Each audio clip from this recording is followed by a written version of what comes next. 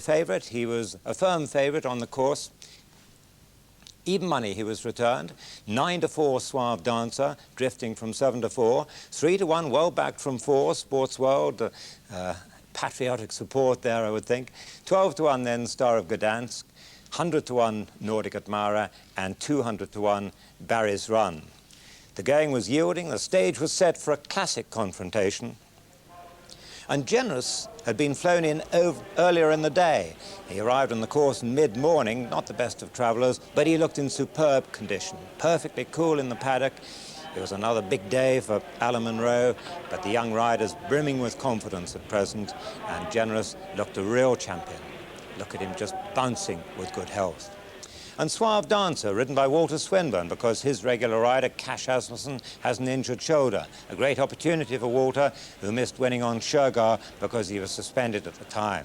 Suave Dancer was certainly one of the most brilliant winners of the French Derby in the past 20 years. So, a magical occasion described from the Curragh by Peter O'Sullivan. The 6 runners for the 30th sponsored Irish Derby and the 6th Budweiser Irish Derby about to be installed. We're looking at the current 300-1 outsider, Barry's Run, the first ride in the race for Kevin Manning, a maiden after 19 attempts, and difficult to figure him taking a prominent part in the business end. Lester Piggott approaching the stalls right there on Sports World. Centre is Nordic Charmer, Nordic at Mara. Willie Supple having his first ride in the race. The stable companion this of Star of Gdansk. That's Generous in the background. And Nordic at Mara being led up now towards the stall. Generous will be the next in. Then Suave Dancer and Walter Swinburne. And finally, Star of Gdansk. And Star of Gdansk, the last to be installed. Ready, riders? For the Budweiser Irish Derby, and they're running. And in the early stages, Barry's Run is the leader. Barry's Run is going on from Nordic at Mara. Suave Dancer for France is the back marker at the moment, but Generous has gone up into second place. It's Barry's Run from Generous on the outside of Nordic at Mara, and these two making it a very good pace now. Barry's Run from Nordic at Mara with Generous, the favourite, in third place, a gap then of a length and a half to Lester Piggott on Sports World. He's got Star of Gdansk on his inner, and Walter Swinburne biding his time on Suave Dancer as the outsider. Barry's Run still makes it from Nordic at Mara, but Alan Munro's not going to let him slip him, and he goes up now on Generous on the outside of Barry's Run to take the advantage. Just before halfway, Generous has gone to the front in the Budweiser Irish Derby, followed by Barry's Run. Then comes Nordic at Mara, then Lester Piggott poised in fourth on Sports World, then Star of Gdansk, and still the back marker is Suave Dancer. They're past the 7 pole, and Generous making it by 2 lengths now from Barry's Run, Nordic at Mara, then Star of Gdansk on the inside of Sports World. Suave Dancer is last. They're racing now towards the 5 furlong from home marker, and as they do so, it's Generous who's got a commanding advantage now from Barry's Run on the inside of Nordic at Mara. Then just in behind them comes Sports World, making quite a significant forward move now. Star of Gdansk is losing ground as Suave Dancer makes his run now. They're racing towards the half-mile pole and past it, and Lester Piggott has gone second on Sports World to Alan Munro on Generous. Then comes Suave Dancer in third place, so it's the English Derby winner in the lead from Sports World, hitherto unbeaten in 3 runs, with Suave Dancer, the French Derby winner, moving up threateningly in third. Then the English Derby third, Star of Gdansk in fourth as they round the home turn. Generous is the leader from Sports World. Suave Dancer coming there strongly towards the outside. Star of Gdansk isn't done with. They come to the 2 furlong pole. Generous is the leader from Suave Dancer. It's the big 2 now between it. They have it between themselves. It's the English Derby winner, Generous, being challenged by the French Derby winner, Suave Dancer. Inside the final furlong is Generous from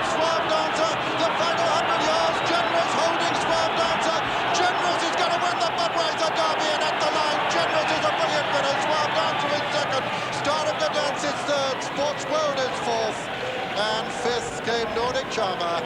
And sixth and last, the long odds outsider, running in his 20th race and unplaced for, once again, Barry's Run. And so the...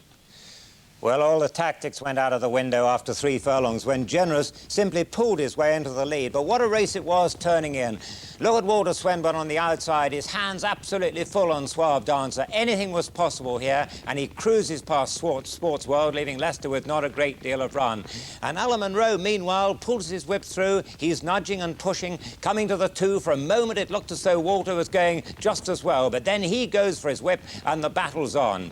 On the far side, Alan Munro with that distinctive American crouch. On the stand side, Walter Swinburne with the British style, and the 2 of them have drawn clear of Star of Gdansk and Sports World. But now Suave Dancer starts showing distress signals, and Generous, the English Derby winner, looks the stronger. Alan Munro gives him a couple of backhanders, and it's over now. Walter knows the writing's on the wall. Suave Dancer's run a marvellous race, but Generous is on a real high at present, and he goes 2-3 lengths clear in the last furlong to win like a real champion. This was a brilliant performance today. He's the top horse in Europe at present.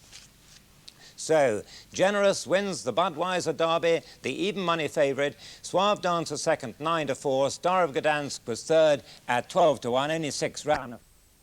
Unsure who trains this colt was asked were there any real excuses why he ran badly in the Derby, and this is what he said.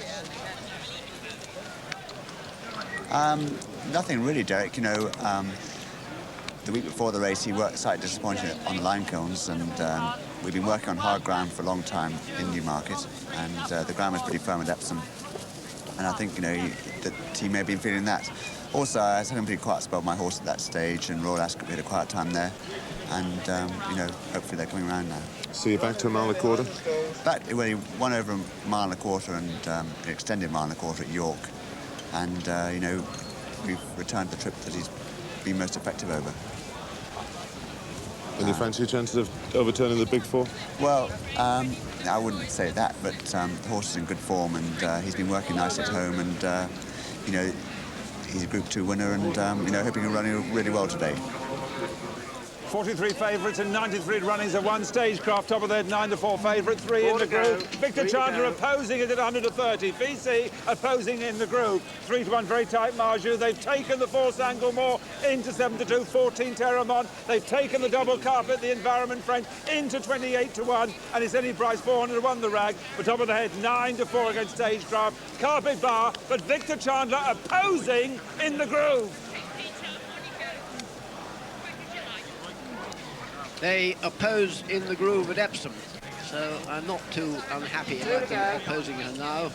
Let's hope she'll prove them as wrong now as she did then. So now Sanglemore, the last one going in, so for a marvellous eclipse. Over to you, Graham. Thank you. Tactically, obviously, Green's firmly put in as the pacemaker should really give them a good show. Hopefully, they'll keep close to him. And Walter Swinburne, not an easy job to do because they might just ignore him, and he's going on well. 2-1 the field. Sanglemore comes through into second. So as Sanglemore made the running in France, I'm not worried about that. Marju stretching well third. And then Stagecraft in the groove and Terramon on the back marker. Just a bit outpace his Environment Friend. And it's Green's Fernley doing a good job. Clear by 3-4. Sanglemore striding out well in second, with Stagecraft showing third. Marju the rail in blue 4. A length behind these Terramon on the outside of in the groove. And it's Green's Fernley the leader. Green's Fernley the leader. There he is. Pacemaker clear by about 5 now. The second, there goes Sanglemore through into second, with in third coming Stagecraft now, Marju, and then Terryman, followed by in the groove Environment Friend, 7 of 7. They go down towards the halfway stage in the coral-eclipse, and Green's Fernley setting the pace, still clear by 4. Sanglemore in second, and then up on the outside showing third is Stagecraft, Marju the rail, and then Terryman on the outside of in the groove. So the major players yet to make their move as they start the turn in. The pacemaker swinging along is still 4 clear, but here the pack are closing now, and it's Green's Fernley in the lead from Sanglemore showing second, and then Stagecraft, Marju in blue the rail, in the groove off the pace, Environment Friend the grey and the yellow colours gets closer too. And they come down to the 3, and it's Greens Fernley coming off the fence, and Sanglamore gets the run through, and Stagecraft in the white sleeve jacket going well. Marju in the striped cap Terryman, Environment Friend on the outside, and in the groove bursts through as they come down past the 2, and Stagecraft has it, Sanglamore the rail, Environment Friend with the black striped sleeves, in the groove is off the pace, but a real battler, a furlong and a half to go in the coral-eclipse, and it's Stagecraft with the power to devour. Here comes Environment Friend. Sanglamore is beaten in the groove, can find no more. The improving Stagecraft strides up, but Environment Friend is chasing, and it's Stagecraft now having to work, and Environment Friend closes with every stride, and Environment Friend comes to take Stagecraft, and Environment Friend beats Stagecraft in a photo. They're clear of Sanglamore 3rd in the groove 4, Terryman 5, Marju disappointing, 6 effectively of the 6 who ran. To the 7th was Greens Fernley. The outcome of this coral-eclipse, the judge calls a photo. The judge calls a photo at the end of this Group 1 thriller, but for me it's gone to number 6, Environment Friend, in the colours of Mr. Bill Gredley, bred at the Stetchworth Park stud, trained at Newmarket by James Fanshawe and ridden by George Duffield, proving that Derby form oh so wrong. It's a close one, not as close as the previous one. Our evidence shows Environment Friend. George Duffield in the yellow jacket, getting up to Pip. Horse number 2, Stagecraft, in the colours of Sheikh Mohammed, trained at Newmarket by Michael Stad. Of course, James Fanshawe used to be assistant to Michael, and he's got one over on the master here in this Group 1 coral-eclipse. Environment Friend taking Stagecraft in the dying stride. Sanglamore putting in a great run to finish 3rd, but Environment Friend, the 28-to-1 winner, bred at the Stetchworth Park stud. They have a big party at Newmarket last week. This has just, next week I should say, this has just put the icing on the cake. Environment Friend, a Group 1 winner.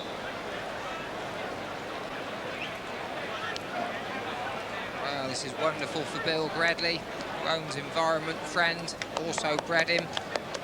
And it's vindicated James Fanshawe's decision to take part here this afternoon. But as we pick up the film, Sanglamore taken over from pacemaker Greens Fernley, just going quite nicely, had a good run up the rails, but Steve Caulfield on Stagecraft has come there absolutely cruising, and he had no choice to go there. I just wonder whether, given the race again, whether he'd probably hold him up for a little bit longer. But at this stage, if you look right behind, both in the groove, Marju and Terramon, they're all struggling. They're not going to take part in the finish, but on this side, Environment Friend is really under strong pressure, whereas Stagecraft just swished his tail slightly. And I just wonder, John, whether he just ducked the issue slightly in the closing stages.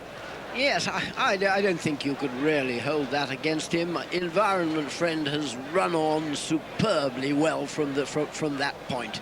The Marju's running might have disgraced the 3-year-olds, but Environment Friend, who did disgrace himself at Epsom, now rises above himself. Stagecraft running on really well. As you say, his years are back. He doesn't look all that happy, but you can't blame him for not feeling happy, because here comes Environment Friend, close home, thrusts his head into the lead, and what a tremendous triumph for James Fanshawe, who might easily have despaired after Epsom. He did nothing of the kind, gave this grey horse another chance, which he's taken with both hands. And it's rather ironic as well, because Steve Caulfield rode this horse for Bill Gredley as a 2-year-old, told him to put the horse away, give him plenty of time. And that's exactly what they did, and it's cost him an eclipse this afternoon. This, of course, the reverse angle, and you can see just how far these two have pulled away there from the others. And considering it looked an incredibly tight contest beforehand, they've gone 6 or 7 lengths clear of the 3rd horse. And it wasn't until the last 50 yards that the grey on the far side is just nosed in front. And it's not by much. We saw the horse on this side earlier, Case Law. It's close, but we think that the grey's just got it. The July Cup since the war, and the 4th time he's won. All the 3 previous to do that have won the race. It's then 6-to-1 Bar. That brings in Chica, who's also a 13-to-2 chance in places, with Polish Patriot at 6-to-1, 10 Exit to Nowhere, 12 Polar Falcon, 9-to-1 Majloud. Many bookmakers hoping that'll run a big race for them. But joint favourites Albeo and Lysias at 5-to-2. It's a 6-to-1 Bar the 2. And there is Madge Lude with the chevron of Maktoum El Maktoum, worn by Pat Edery. This Danzig colt was third to Lysias in the Middle Park last year, only beaten 2 lengths, and he's so far only had 1 run this season in the St James's Palace at the stakes at Royal Ascot. He wasn't anywhere near a match for Marju in that race, was beaten quite a long way, in fact, so we don't really know whether he's trained on and kept his considerable speed. Let's have a look at Time Gentleman, who went to America and ran in the breed. There he is, number 8, Mount of John Reed. He won the Mill Reef and swerved very badly at Newbury, but John Dunlop then sent him to America. He didn't run that badly in the Breeders' Cup and had won 3 of his races as a 2-year-old. We haven't seen Exit to Nowhere, the Mount of Freddie Head. I suppose it would be a bit of a surprise on French form if he beat Lysias, but he hasn't been sent here just for his health. Yep, he's coming back to this 6 furlongs. He's only won 1 race in his life. That was over 7 on very soft ground, so they're probably stabbing in the dark a little bit with him. I wonder who'll go on, John. Well, I would imagine that the horse Madge Lude pulled very hard in that same St James Palace Stakes. I would imagine that you'll see him probably pulling his way to the front. And I should imagine that Pat Edery won't fight him, just let him run. That LBO is now a clear favourite with the French horses, Polish Patriots, 6-1, 11-4 Lysis, and 6-1 Chica as well. I think you'll see a big race from her. Let's go enjoy Graham. So real speed stuff this, they break away, and Lysias just lost a length or so in the stalls and being chased along to hold a position. Time Gentleman very quickly away, running the favoured rail with on the wide outside LBO taking a keen hold, also pacing as Chica, and then behind these Exit to Nowhere. Polar Falcon running a big race in the pink and purple on the outside of Madge Lude, and they go through the first quarter mile.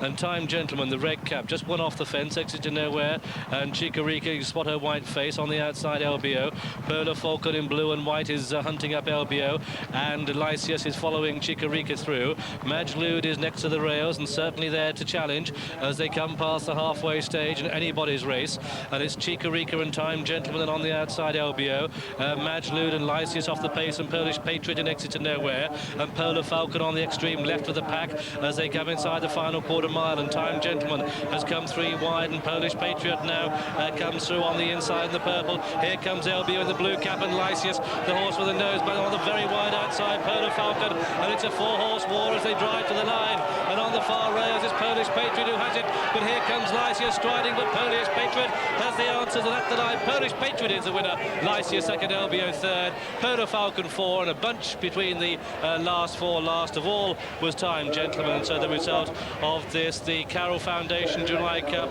it's a win for number 7, Polish Patriot, in the colours of Mr. R.A. Kirstein, trained at Pulborough by Guy Harwood, and a welcome Group 1 winner for him. Here he is under Ray Cochrane's drive, his Ray's 43rd winner of the season, and what a very game and gutsy performance this is. Polish Patriot, who didn't go to post that easily, but came home in tremendous style for Ray Cochrane. The second horse home is number 4, Lysias, third LBO, but it's a very brave performance by this improving son of Danzig, who is stepping up in class as he goes through the season and answering every call. But in America by Peters, Caskell and Baker, and it's Ray Cochrane has the time in this race to look round and take the applause of this Group 1 race, and a prize money of £185,000 in estimated total value. Great performance by this Polish Patriot, a son of Danzig, and a welcome winner, as I say, for Pulborough trainer Guy Harwood, who hasn't had the best of seasons. The Polish Patriot has done the business in terrific style. And at 6-1, Polish Patriot, the 6-1 winner of this Group 1 race. And what a really tremendous race this has been. There's a moment when they're all strung in line abreast across the course. We saw the difficulties Ray Cochrane had getting Polish Patriot to the post, but today Ray hadn't had to waste. He was at his full strength. The unlucky horse in the race, the unlucky horse of the season really, is Lysias. You can see him in the white noseband. He lost a bit of ground at the start and has come from from far back to challenge Polish Patriot. He can never quite get there, so for yet another time he's the bridesmaid rather than the bride.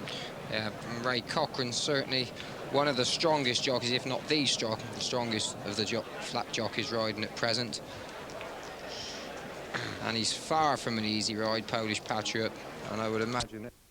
Better horse when he is striding along. There is the favourite once again. The odds-on favourite, Generous, goes into stall 2. Stall 4, I should say. They're nearly all in. Peter. Yes, Sanglamore, the winner of the French Derby last year, will be the last of the 9 to be installed. And that's it. They're under orders. And they're off. Generous, one of those in the early stages, but Hailsham going on. Hailsham going on now, the Italian Derby winner from Lucia Roverti, then Sadler's Hall, then comes Generous on the outside of Tiger Flower. Behind them, Rockhopper, then Sapience. Behind Sapience is Terriman, and Sanglamore's the back marker, and Hailsham is the leader. Hailsham by 2 lengths from Sadler's Hall in second. Now behind Sadler's Hall is Lucia Roverti. Then comes Generous, behind Generous, Tiger Flower, then Rockhopper, then Terriman on the inside of Sapience, and still last is Sanglamore as they race down into Swinley Bottom at a tremendous gallop. They're just racing up to the milepost already, and still Hailsham blazing the trail from Sadler's Hall in second and third. Lucia Roverti fourth is Generous. Behind Generous comes Tiger Flower, then Rockhopper, then Terriman, and then Sapience, and Sanglamore still last, and it's still Hailsham the leader by about 4 to 5 lengths now from Sadler's Hall as they pass the 7 furlong marker, and behind Sadler's Hall comes Lucia Roverti, and then Generous travelling well in 4th place. Behind him comes Rockhopper and Tiger Flower, and then Terriman. Behind Terriman is Sapience. Behind Sapience is Sanglamore. They're racing towards the 5 pole, and it's still Hailsham in the lead from Sadler's Hall going well in second. Then comes Lucia Roverti, then Generous going smoothly on the outside. Tiger Flower improving on the inner, then comes Rockhopper, then Terriman, then Sapience, and then Sanglamore, and Lester Piggott has taken over now on Sadler's Hall as they've got 3.5 furlongs to run. Sadler's Hall is the leader from Lucia Roverti, with Generous moving into 3rd place, then Tiger Flower, Rockhopper making ground towards the outside, Sanglamore's moving into a challenging position. Just in behind them comes Sapience and Terriman as they turn into the home stretch. It's Lester Piggott on Sadler's Hall in the lead from the favourite Generous. Generous coming to tackle Sadler's Hall. The 3-year-old takes it up now, and it's the 3-year-old Generous who stormed into the lead from Sadler's Hall. Rockhopper and Sanglamore throwing down a challenge now towards the near side, but Generous has the clear advantage as they come down to the furlong pole. Generous from Sanglamore in second, then comes Rockhopper as they race up towards the line. Generous is going to win the King George VI and Queen Elizabeth Diamond Stakes in terrific style. He races towards the line, 5-6 lengths clear.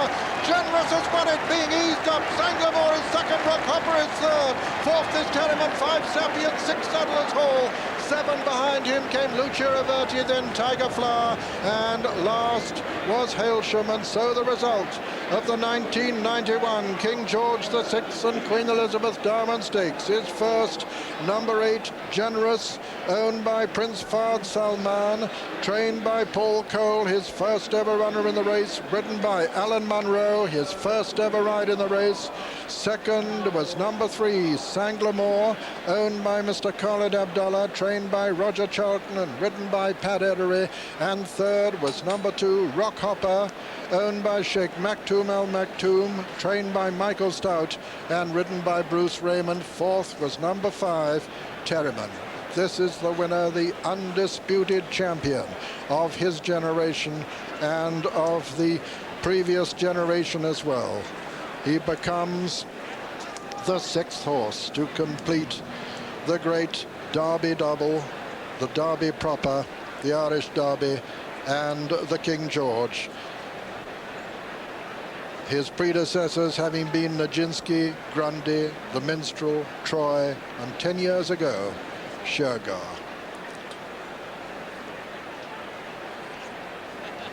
Under a brilliantly cool ride from Alan Munro, this horse leaves no one in any doubt of his great talent. One of the most brilliant winners we've seen of this 41st running of this great all-age championship. 6-4 on. One like a 10-1 on chance.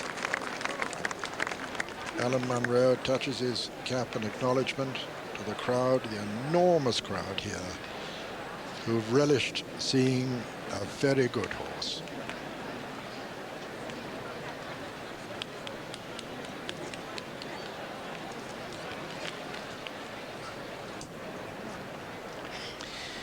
Yes, now we know this is a real champion. Alan Munro had his hands full as they came round to the bend, and when he let this horse go, he went away to win like a champion.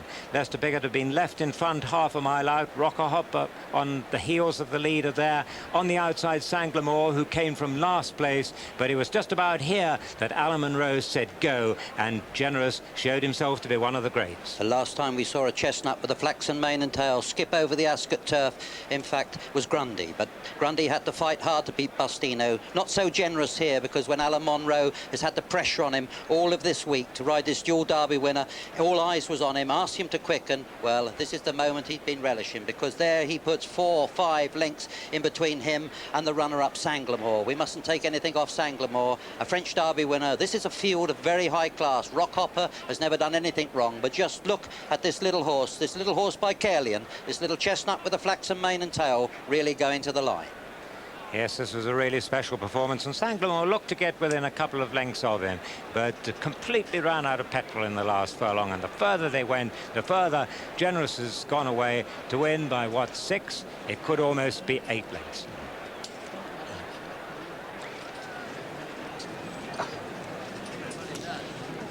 So the crowd have seen a great horse. Just to recap, this coat is by Caerleon.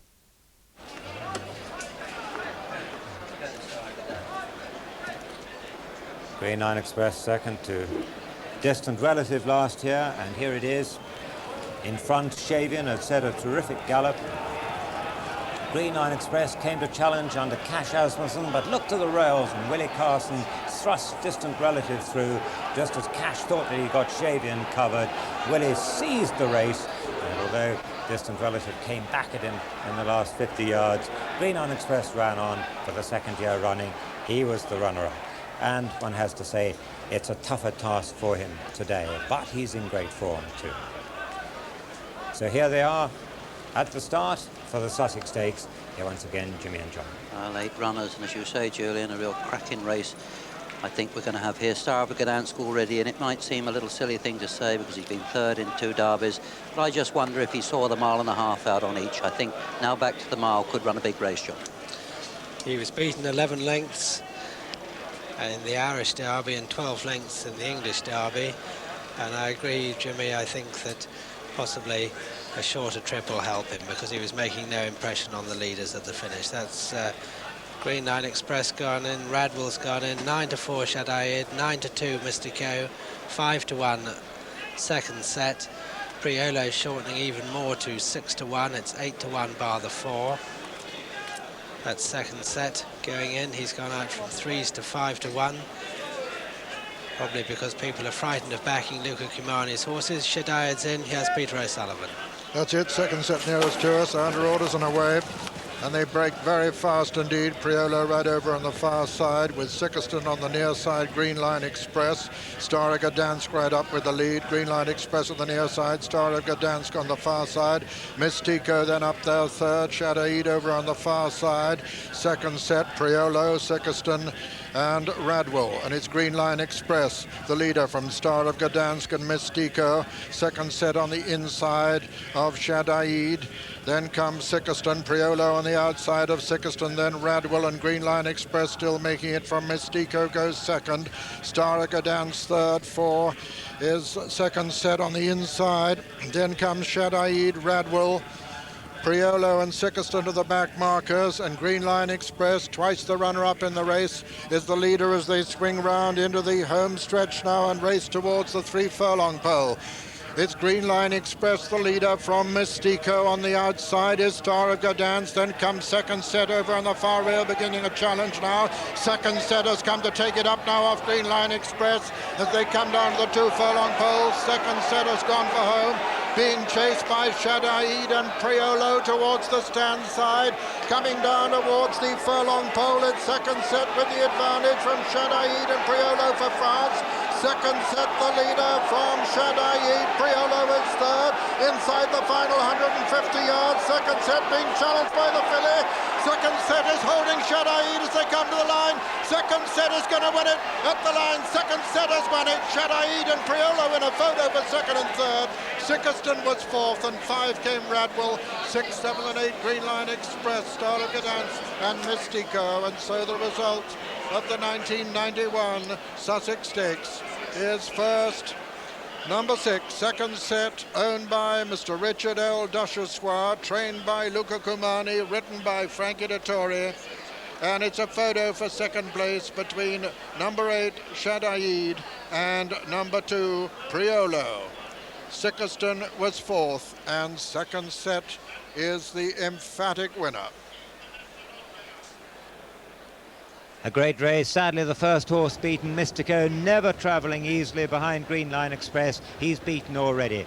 And Frankie Dettori seized the nettle from the 3 furlong marker. He decided to make his move, and he quickly goes 2 or 3 lengths clear from Green Line Express and Star of Gdansk, who's right there coming in the straight. Now Willie Carson goes after him, and the filly, did she have that buzz that she had earlier in the seasons? They passed the 2 furlong marker. She had 2.5 lengths to make up. Priolo is the other challenger on the outside. These are the only 3 in it in the last 2 furlongs. And now how much has Frankie Dettori got left, having thrown his cards down?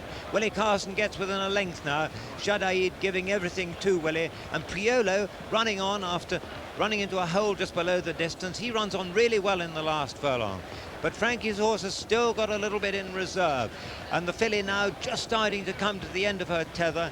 Just not as sharp as she was perhaps in the spring. Can't pick up the colt. Priolo just drifts away a little bit towards the centre of the course, but closes in the last 50 yards on Shadaid.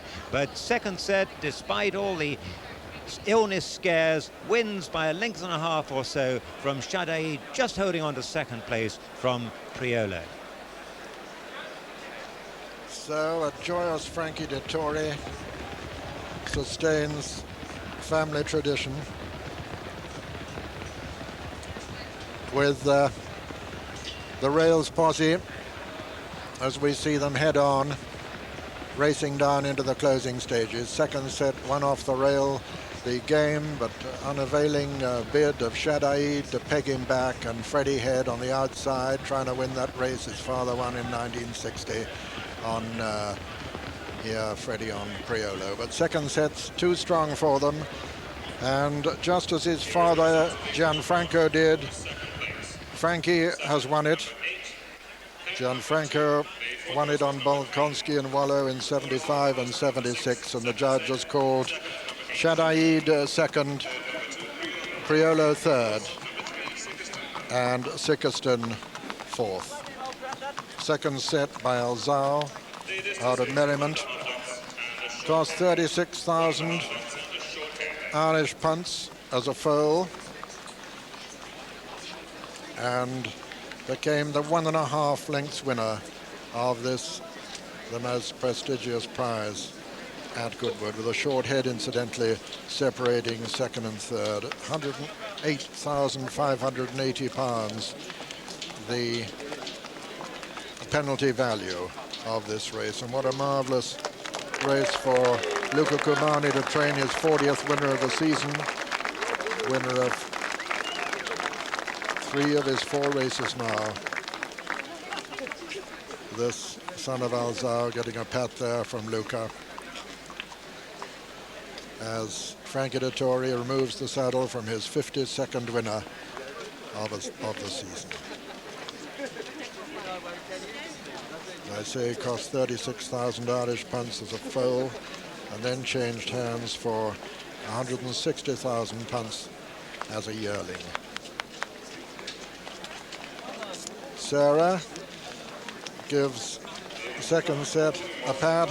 Sarah Cumani Frankie poses for a photo or two, which he'll cherish all his life. And so the starting prices on the Sussex Stakes as follows. First, number 6, second set, 5-1. Second, number 8, Shadaid, 9-4 favourite. And third, number 2, Priolo, 6-1.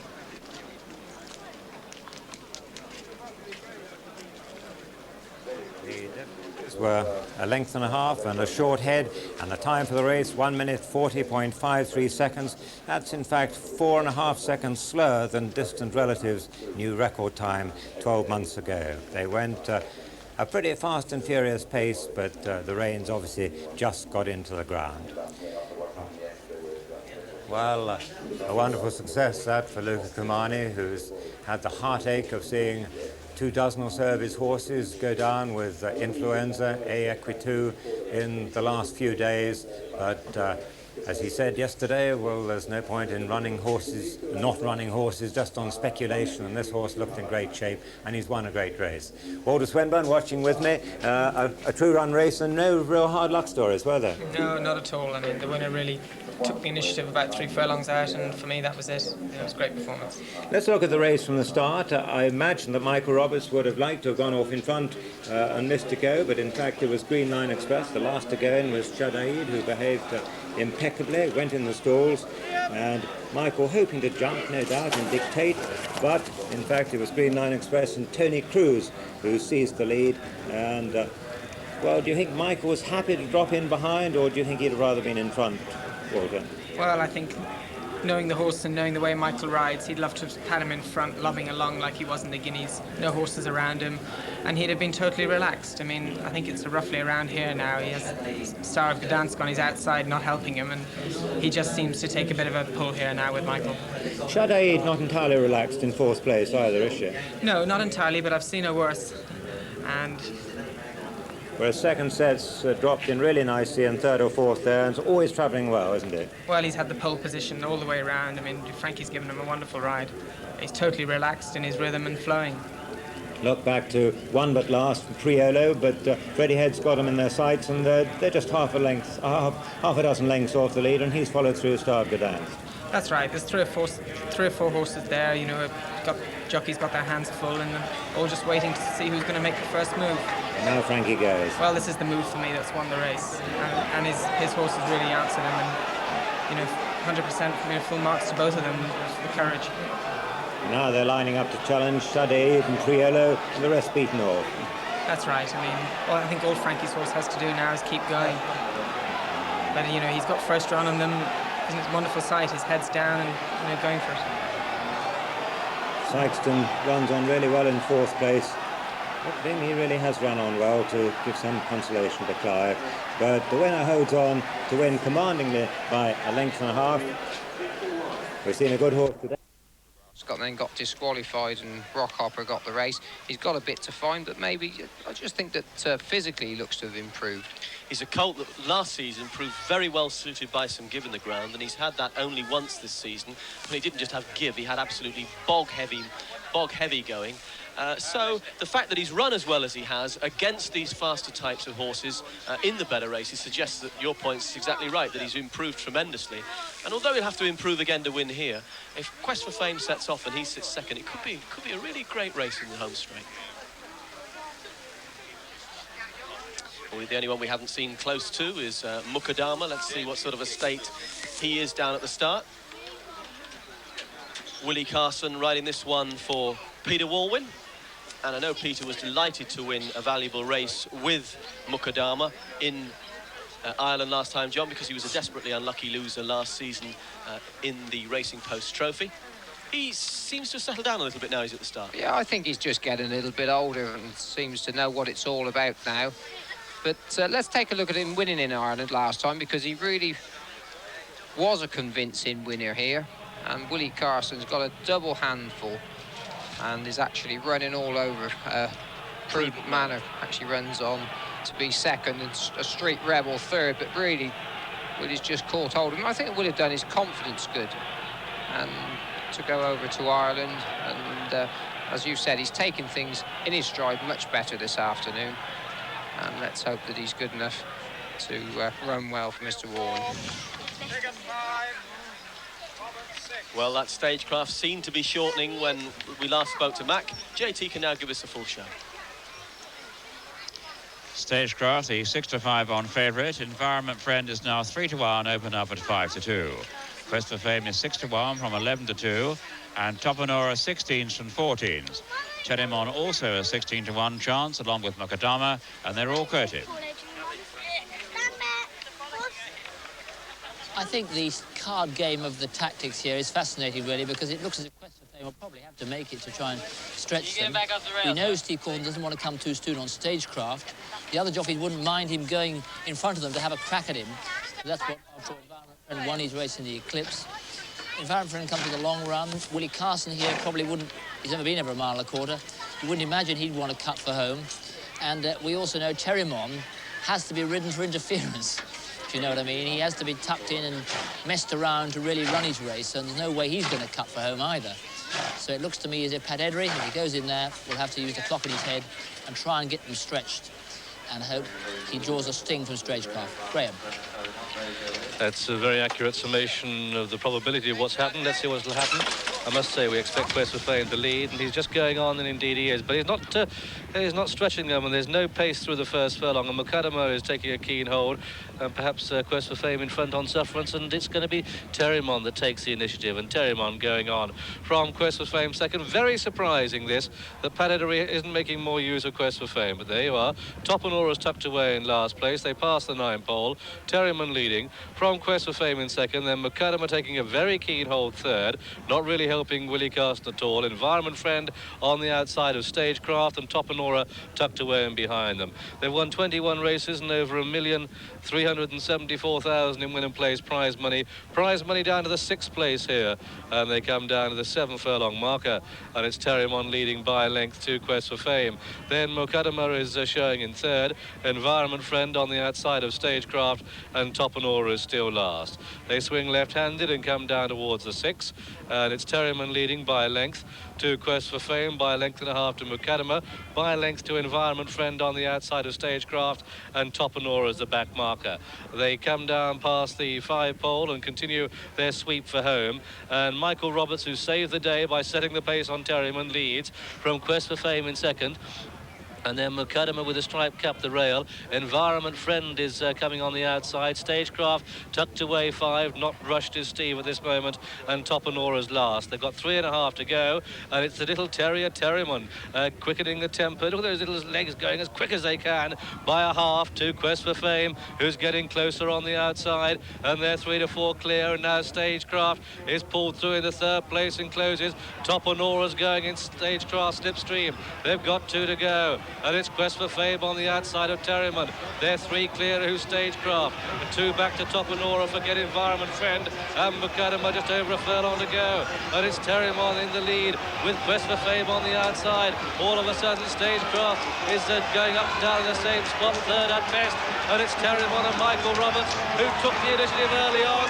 And it's Cherimon in the lead. And Cherimon wins it. Quest for Fame is second. Desperately close to 3rd. Stagecraft and Topanora leave that to the judge. Environment Friend beat 1. That one was Macadama. Well, 4 marks to Michael Roberts, who has stolen a Group 1 race by quickening the tempo at the end of the first 200 metres or 200 yards, because those tactics gained the day on Cherimon, and this little son of Bustino going lickety-split in the home straight, kept up to his work very well indeed in the colours of the Dowager Lady Beaverbrook, trained at Newmarket by Clive Brutton, so welcome return of form in big race form for Clive, ridden by Michael Roberts, for whom this one is the 83rd winner of the season and a 16-1 shot in this Group 1 race, and a very well-deserved success for little Cherimon, racing as a 5-year-old. 2nd horse home, Quest for Fame, and a photo 3rd. I couldn't agree with Graham more. Michael Roberts took a gamble. He changed his tactics on Cherimon, The horse absolutely loved every minute of it, lobbed along. They've started to stretch now as they turn into the straight. Quest for Fame looked to be going every bit as well, possibly the better here. But look at the others. These are good horses, the two in front. Obviously very good horses. And they've free-wheeled for the first half mile. It's all very well saying the others have got speed, but they've given good horses start. And Pat Edery and Michael Roberts are going to fight it out between them from now on. And I must say, at this point, John, I thought that Pat was going to get gain the day on Quest for Fame. Yeah, a little Terrimon, though, he's like a tiger, and you said after they'd gone half a furlong that the two horses in front would be ending up fighting the finish of this race out, which is exactly right, and he's really buckled down to his work. Michael Roberts, you hardly ever see him out of position, really has got a great clock in his head, and, well, he's got a good reward here for just using his brains and initiative. And Quest for Fame, well, I think you could say that he's justified Roger Charlton's decision to run him here instead of running him at Newbury. Get the ball up in the block, or batsmen can't hit those.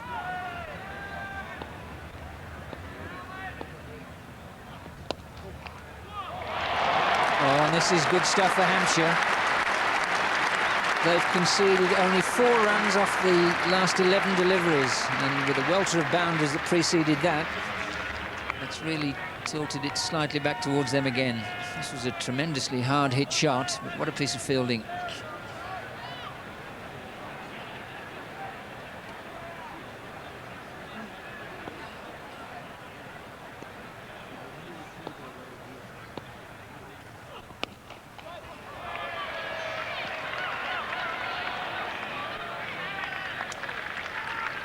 Two more runs. Into the 59th over, 228 for 4. Now, 6 balls to go. We will record those and you'll see them in their entirety straight after the big race of the afternoon, the 3 o'clock race. The 3 o'clock race has to be the 3 o'clock race. The Ladbroke Sprint Cup, Julian Wilson. Yes, from a run chase at Lord's, it's a title chase here for the sprint title of Europe. The 6 runners in the Ladbroke Sprint. Number 1, Amiga Manor, blinkered as usual, Chris Rutter. 3 is Polo Falcon, the challenger from France, ridden by Cash Asmussen. 4, the 2,000 guineas winner, Mystico, ridden by Michael Roberts. 5 is Shelford, ridden by John Reed. 6, the Nunthorpe winner, Sheikh Albadoo, Bruce Raymond. And 7, the 1,000 guineas winner, Shadaid, the favourite, ridden by Willie Carson. News of betting on our way to join Jimmy Lindley. Shadaid, the favourite, 13-8. Sheikh Albadoo is 9-4 from 2s. Mystico 9-2. Polo Faction 7-1. Shalford 14s. And Amigo Menor has come from 33-1 down to 20-1. This is the race that the vast crowd here at Haydock's been waited for. They've gone round behind the stalls. It's all going to be on the start here because Shadaid, the filly who won the 1,000 guineas, was trained to get a mile and a half in the Oaks. Have they taken the speed off her? As Mystico, who also failed to stay the mile and a half, have they taken the speed off them? Well, I can report that both Shadaid and Mystico went down to the start nice and gently with both their riders. Willie Carson on the filly, who we're looking at now. 13-8 favourites from 7-4. In the spring, I didn't think we'd ever see this filly beaten, but when they went to the Oaks at Epsom, well, when you think she was beaten 10 lengths by Jet Ski Lady, but she did beat quite a lot of the other fillies, and though her stamina had run out right the way through the last quarter of a mile, she really is a top-class filly. She looks fit, she walked round the paddock nicely settled, but just getting a little bit on her toes now. Already in the stalls are some of the runners. John Reed on Shelford in number 7 nearest us. He's got the stands rail to run down. I don't think the draw is going to have any effect here. A nice select field of very high-class sprinters. We've got one more to go in. I think that's Amiga Menor, who will be going into stall 6. There he is, with Chris Rutter in the saddle, a really tough performer who nearly always gives of his best. Won his first Group 3 race on his last start. He goes in. Let's go to Julian. Yes, all in for this fascinating race. The flag's up, and off they go, and Shadaid just stumbles a little bit coming out of the stalls, but she jumps well. Mystico jumps well, and Shalford against the rails. That's running very fast indeed, as is Amiga Menor, but it's Sheikh Albadoo who takes them along. Sheikh Albadoo in the white and red colours, tracked by Shadaid on the outside. In the centre, running very fast is the grey Mystico. On the rails is Shalford. Just behind those is the orange colours of Amiga Menor, but as they come down to the 4 furlong marker, very close between Amigo Manor with the blinkers, Shelford on the rails on the outside. Sheikh Albadou just behind those now is Mystico on the wide outside. The filly Shadaid being ridden along by Willie Carson, just nudged along, and Polar Forker is last of the 6 runners as they come down towards the 2 furlong marker. On the rails, Shelford on the outside, Sheikh Albadou. Sheikh Albadou takes it up, pressed by Shadaid on the wide outside. Polar Forker's getting closer now. Mystico's dropping right out of it as they come down to the furlong, and Bruce Raymond goes for his whip on Sheikh Albadou, but Sheikh Albadou it is. Sheikh Albadou with Polar Falcon coming fast on the stand side. Shadaid's beaten. In the final furlong, it's Cash Asmussen coming fast on Polar Falcon. Polar Falcon takes it up inside the final furlong and storms away in the Ladbroke sprint. Polar Falcon wins it for France from Sheikh Albadou second. Shadaid is third, Mystico fourth. Fifth was Shelford, and sixth was Amiga Manor. So a great triumph for Polar Falcon.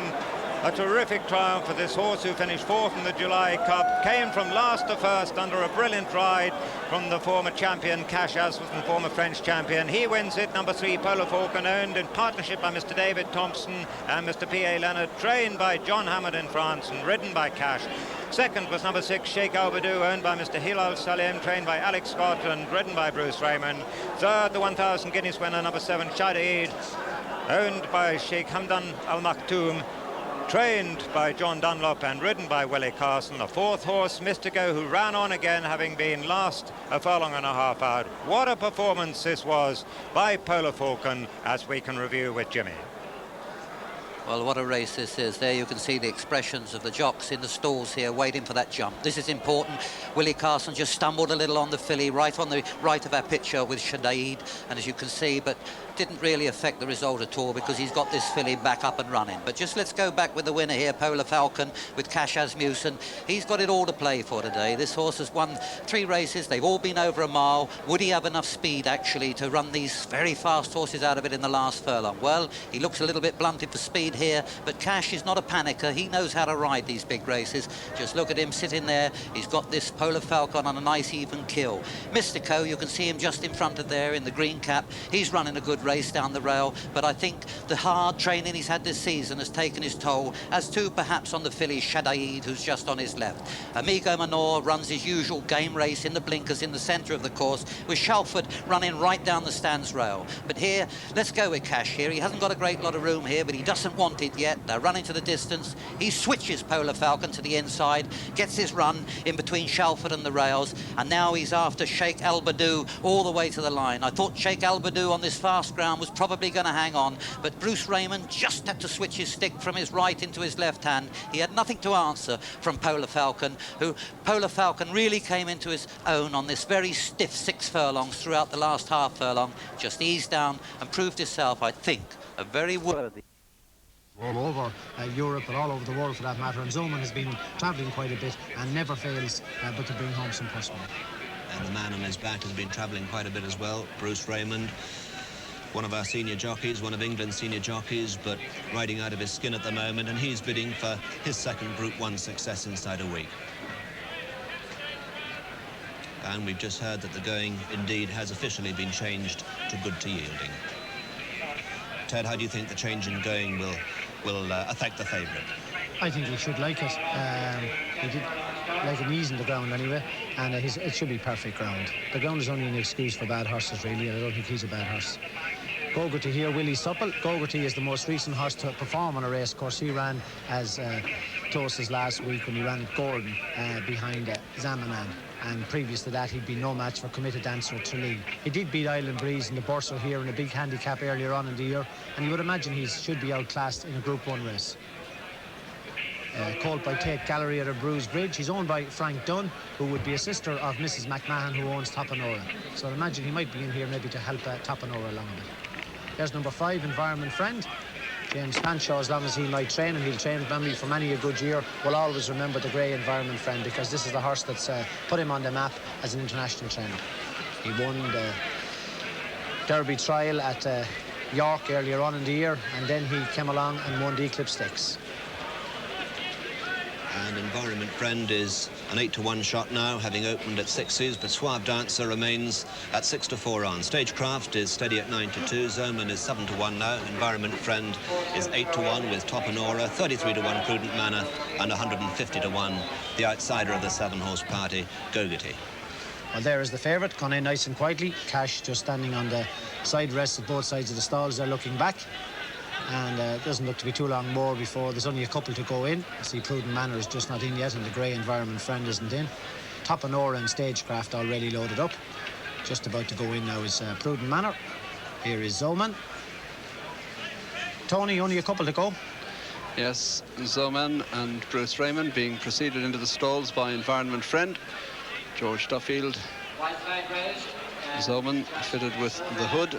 Drifter in the market, open up at 5-1 now, a 7-1 chance, but the one that there has been good support for is Topanura, no doubt prompted by the ease in the ground into 8-1 from early offers of 12. The odds-on favourite, Suave Dancer, nearest to us as they line up for the Meadowmeats Irish Champion Stakes. Bruce Raymond whips the hood off Zoman, and they're off and running, and Cash Asmussen settling in Suave Dancer towards the back with Topanura behind him, and Gogarty it is who goes on with Zoman. Zoman on the inside of Gogarty. They're 2 lengths in front of Stagecraft in third, and behind Stagecraft comes Environment Friend, followed by Suave Dancer. Topanura is last but 1, and finally Prudent Manor as they race down to complete the first quarter mile. And Gogarty, the rank outsider, setting the pace, half a length in front of Zoman. Gap of over 3 lengths to Stagecraft. Steve Cawthon running third. Environment Friend, the grey 4, tracked by the favourite Suave Dancer, with Topanura last but 1 and Prudent Manor last of all. Gogarty by over a length as they pass the 7 markers. Zoman in second, then Stagecraft. Suave Dancer moves up on the outside of Environment Friend. As they run down now towards the 6 furlong pole, Gogarty and Willie Suffle by 2 from Zoman. Suave Dancer has moved up third, Stagecraft 4. Environment Friend is 5. Then Topanura and Prudent Manor is out the back as they continue down the back straight towards the 5 pole, and Gogarty leads by 2.5 from Zoman in second. Suave Dancer 3, Stagecraft 4. Then Environment Friend on the outside. Topanura is behind them, and Prudent Manor last of all as they ring around by the 4 furlong marker now, and it's Gogarty with Zoman now on his outside. Suave Dancer poised on the outside of Stagecraft. Environment Friend being niggled along. Topanura is 3 lengths back. They race towards the 3 furlong pole. Zoman with the white face, the leader from Gogarty. Suave Dancer cruising. Environment Friend getting closer. Steve Cawthon begins to go to work on Stagecraft. Topanura is off them. They're into the straight over 2 to race. Zoman leads. Tracked by Suave Dancer as they come towards the 2 furlong pole. Environment Friend runs way off the bend. They race past the 2 now, and it's Suave Dancer who hits the front, tackled by Stagecraft. Zoman on the inside. Topanura under pressure. Environment Friend right out in the centre of the track, but as they race towards the final furlong, it's Suave Dancer who quickens away.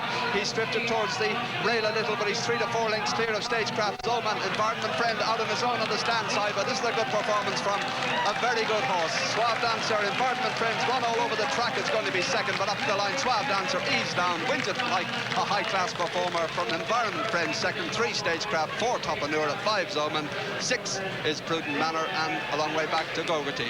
So any doubts about the ground or the left-handed track raised there by a fine performance by the odds-on favourite Suave Dancer en route for the Prix de l'Arc de Triomphe on the first Sunday in October. Well, what a mouth-watering clash that'll be between Generous and Suave Dancer, because this horse, as said beforehand, he'd improved since he ran in the Budweiser Irish Derby, and just how much he's improved is really unknown, because he got a very confident ride off a Cash here. He closed the door on Steve Cawthon across the bottom, moved up, and he's outside of Zoman here, and once he gives him the office to go, he absolutely sprints clear. Environment Friend ran all over the track. He drifted out completely out here towards the stand side, nearly onto the chase course, and was lucky the chase fence was missing there because he looked like he was going to jump it. Stagecraft can find no more. Environment Friend deprives him of second place, and Suave Dancer goes right away. Cash only has to just squeeze this horse up, give him a slap down the shoulder, and he's quickened up really well. He's a high-class horse, and what sort of horse is Generous to be able to beat this fella? It'll be what a clash it'll be in the yard. 2 really top-class horses taking one another on again, and that should be something to see. Here's Environment Friend running his usual courageous race to be second. I don't know the reason why he ran off the track as much as that, because he has operated on left-handed tracks before, but he absolutely came off that last bend as if he was heading to the fence here on the stand side. There is Suave Dancer on his way back, and what a good training performance too by his young trainer John Hammond to have him in such peak condition. Gave him a break after the Budweiser Irish Derby at the end of June. It's a couple of months since he's run. He's brought him back to, he said, near his very best, and I'd say it probably is, and he's put up a very, very stylish performance here and left him spot on now for the Arc in a couple of weeks' time, or early October, maybe 3 weeks' time. Yes, 3 weeks on Sunday. Suave Dancer versus Generous. The battle renewed. I must say, he did it absolutely beautifully there. And I know his trainer, John Hammond and Cash Asmussen, say that they don't have any excuses for Ireland, but they just think that a home match, they'll get an awful lot closer. And if they get the run of the race, don't forget, Generous will probably have to go first. He just might not be able to take the sting out of him the way he did in Ireland. But anyway, a wonderful thought. 3 weeks on Sunday, live on Channel 4, the Arc de Triomphe and Generous versus Suave Dancer. Here's his SP in Ireland. First, number 7, Suave Dancer, the 6-4 on favourite. Second, number 5, Environment Friend at 8-1. And third, number 2, Stagecraft, returned at 5-1, 7 round. And at Goodwood, the 305 is won by number 7, Maston, 8-1 co-favourite. Second, number 9, Hard to Figure at 9-1. And third, number 10, Let's Be Honest About It, returned at 16-1. Number 4, Panchos Pearl, and number 13, Respectable Jones, were the other co-favourites, and 15 round. And at Bangor, the 3 o'clock is won by number 2, Bickerman, 11-2. Second, number 3, Ponklin at 5-1. And third, number 1, No Bonus, the 2-1 on favourite, and 5 round. Well, what a tempting prospect that's going to be for the Arc when Suave Dancer goes against Generous. I know Bruv said it, that Suave Dancer not able to get to Generous at the Curragh. Will he be able to do it at launch? A wonderful race that is going to be. But this St Ledger is really building up in the betting to be a cracking good heat in itself. 32 favourites have won the Ledger this century, and Toulon, the carpet, the 3-1 favourite, offered generally right round the ring. It's then 6-1 bar the one. That brings in Corrupt 6-1, Fly Away Soon 6, it has touched 7, Fly Away Soon, and Lester Biggart's horse Micheletti, who went to 7-1. The small punters, the average small guys and girls, they went into it, took the 7, a 6-1 against Micheletti. 7-1 now against Sadler's Hall, and it's 12-1 Arcadian Heights, 14 Jaffa Phil, 14 Gentali. Look, a Revert is quite tight, 11 in some places, 12-1 against that, and Double Carpet 33-1 the Rag Lipka. But a very good betting heat, but it's a public money for horses like Corrupt, Micheletti and Fly Away Soon against the professional money for the French horse Toulon. France have won it 5 times, Lester Biggart's won it 8. Everybody wants Leicester to win. Thank you very much. 15 minutes away from the world's oldest classic, the 215th St Ledger. And what a fairy tale it would be if the Longfellow could come home and ride back into the winner's enclosure in about 20 minutes' time. And you know, racing does have a habit of producing fairy tales. We had Bob Champion's unforgettable victory in the Grand National on Aldernete. Who could forget John Joe O'Neill and Dawn Run coming up that Cheltenham Hill, winning the Gold Cup. But over the years on the flat, the man who continually amazes everyone in the racing world is the one and only Lester Piggott. He's There's the most famous face in British jockeyship, looking its usual cheerful self, calm as could be. Nothing has ever worried Lester about big occasions. I wonder what's going on inside there now. Anyway, whatever it is, the best of luck to him. Let's hear from the ring. He's on Micheletti, who's unbeaten, of course, and the last unbeaten colt to win the St Ledger was Nijinsky and Lester Piggott in 1970, 21 years ago. Now, 5 French colts have won it. None of them started favourite, but the money is pouring on Toulon now. 3-1, 11-4, 5-2 they're showing against Toulon. Ladbroke's the magic signer on it. 6-1 against Micheletti. It's then 13-2 you can get against Corrupt. 7-1 Fly Away Soon. 6-1 Sadler's Hall. And it's then 10-1 against Luca Reverti. And best of the rest is Jaha Phil. An 11-1 chance. Micheletti 6-1. Luci Reverti and Clive Britton's won a hatful of big contests this season. It wouldn't be a surprise if this horse won, certainly not having seen Suave Dancer win, because this horse finished 4th at Chanty over 1.5 miles back in June. Hasn't been seen out since finishing behind Sadler's Horse, but he'll like this fast ground. They're nearly all in. Let's go and join Graham. for the Coalites St Leger, the 215th running of the St Leger. Front runners in the race are John Darley, Arcadian Heights, Corrupt and Sadler's Hall run his best race from the front. There should be plenty of pace. If you back Toulon, expect him to come from off the pace. He's normally held up. And as they race away from the stands, and it's Juddmonte who takes it up. Juddmonte, Arcadian Heights chased up on the outside, and Arcadian Heights takes it on in the tussle for the early lead. Juddmonte is showing in second. Libka on the outside is third. And Toulon, the favourite, is the back marker as they race away from the stands.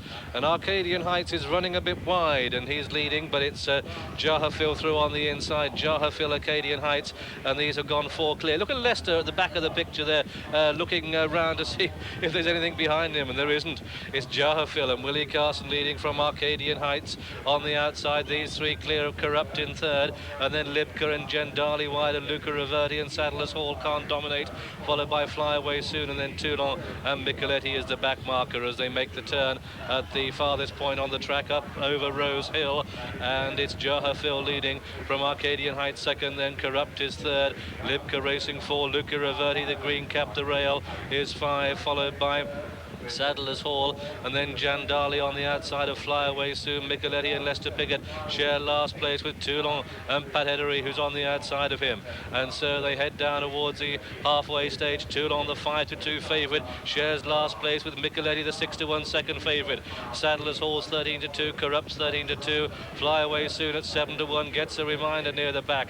From the front, Juddmonte piles the pace with Arcadian Heights on the outside. The rail is Corrupt showing third, Libka the red hat on the outside. Sadler's Hall travels sweetly, racing five, Luca Reverdi the rail six, Flyaway Soon, Gendali, Leicester in the white cap out the back with Pat Edery the pink cap on Toulon. And so they start the turn into the home straight. They're really travelling fast, and they've got under 3/4 of a mile to go in the Coalites St Leger, and it's Juddmonte the rail now being ridden along. Arcadian Heights is on the outside, but Sadler's Hall is going well. That's in third. Corrupt, the purple cap on the rail four, Flyaway Soon, Luca Reverdi, Libka, Gendali, and the big horses Micheletti and Toulon now just start to make their move, and Toulon is the one who's cutting through the pack like a knife through hot butter. But Sadler's Hall is the first to commit, and they come down towards the three, and it's Sadler's Hall in the lead from Arcadian Heights. Flyaway Soon, but Toulon is travelling well. Juddmonte drops right away. Leicester's riding Micheletti, but not getting much response. Sadler's Hall takes four out of the field. Here comes the favourite Toulon.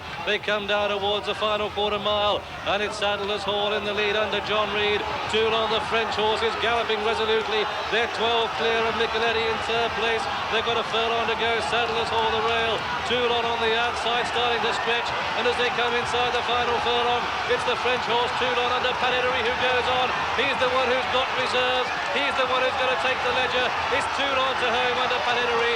At the post, Toulon is the winner from Sadler's Hall second, and Micheletti and Lester Piggott take third for each way backers. Luca Reverdi is four, Flyaway Soon five, Corrupt never got into the race is six, followed by Gendali, Arcadian Heights, Libka beat one, and that one was Juddmonte who all but pulled up in the home straight. There's Leicester then. He's got the third place home in this Coalites St Leger on horse number 8, Micheletti, but the winner is the favourite.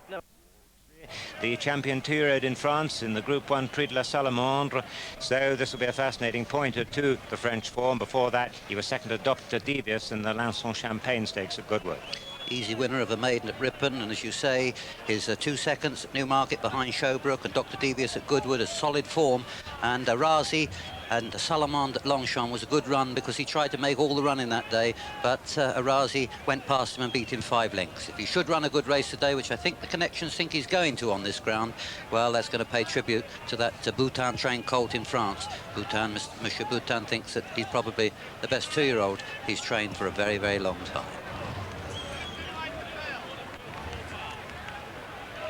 Number 3 is Mac the Knife, owned by Sir John Astor, trained by Dick Hearn, and in my opinion this horse has got the second best form of the race on the strength of his 4th to Chickmond in a very close finish to the Solaria Stakes 4 weeks ago. That form's held up.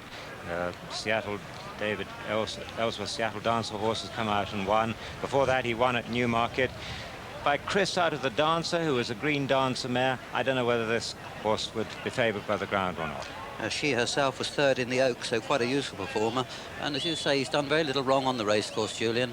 He looked well in the paddock, and he's sure to improve. He's the improving type. He's by that great miler, Chris. And, well, I think Willie Carson quietly fancies his chances here. Very famous colours, this is Sir John Astor.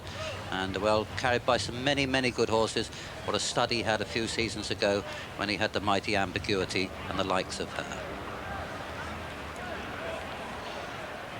Now here's a very big, strong, big-topped horse, and the market's very much in his favour, 14 to 1 to 8 to 1, and it'll be very interesting whether he handles the ground or not. Look at him, it's hard to know whether or not he has grown into his strength yet, because he is a very big horse indeed. He looked, I must say, he raced a little bit, I thought, on the weak side at Newbury. Hasn't yet discovered a third gear, but if it becomes a slog, well, he just might gallop on, and stamina is going to be the most important thing here. He looks a lot stronger today than he did in the paddock at Newbury, but he's out of Ladies Bridge, who's by Saraiva, so whatever he does as a 2-year-old, I think he's going to improve from 2 to 3. He's by Saddle as well, so he's a beautifully bred horse. And looking at him there, he's got a lot of quality. Alan Monroe in the colours of Prince Fahad Salman, and, well, everybody in Europe will be watching those colours a week tomorrow, in fact, and just imagine what's riding on this young rider's shoulders. Because he'll be on Generous in the Arc, and let's go and see if there's much more money for Grandmaster. Well, Grandmaster is on 8 to 1, but it's almost halved its original price. Twist and Turn, 7 to 4 favourite. Made of Gold, 4 to 1 still. On 92, Torrey Canyon, that's edged out a bit. Mac the Knife, 6 to 1 from 11 to 2. Grandmaster, 8 to 1. Nanabuck 14s on 33 to 1. La Crue and Stefano is 66 to 1. Made of Gold, trained by Mohammed Mubarak, is the best turned out horse. His groom is Paul Everly, who wins £100. Congratulations to him. They're starting against Old. That's John Peter. And many of the crowd here watching the horses getting installed on Star Vision, which is located in the Silver Ring and which has been sponsored by Ascot in aid of the International League for the Protection of Horses. And the crowd's now seeing Pat Edery being installed on Torrey Canyon. Nearest to us is Premier Crew and Michael Roberts. Made of Gold with his white face over on the far side to go in. Lester Piggott on Nanabuck.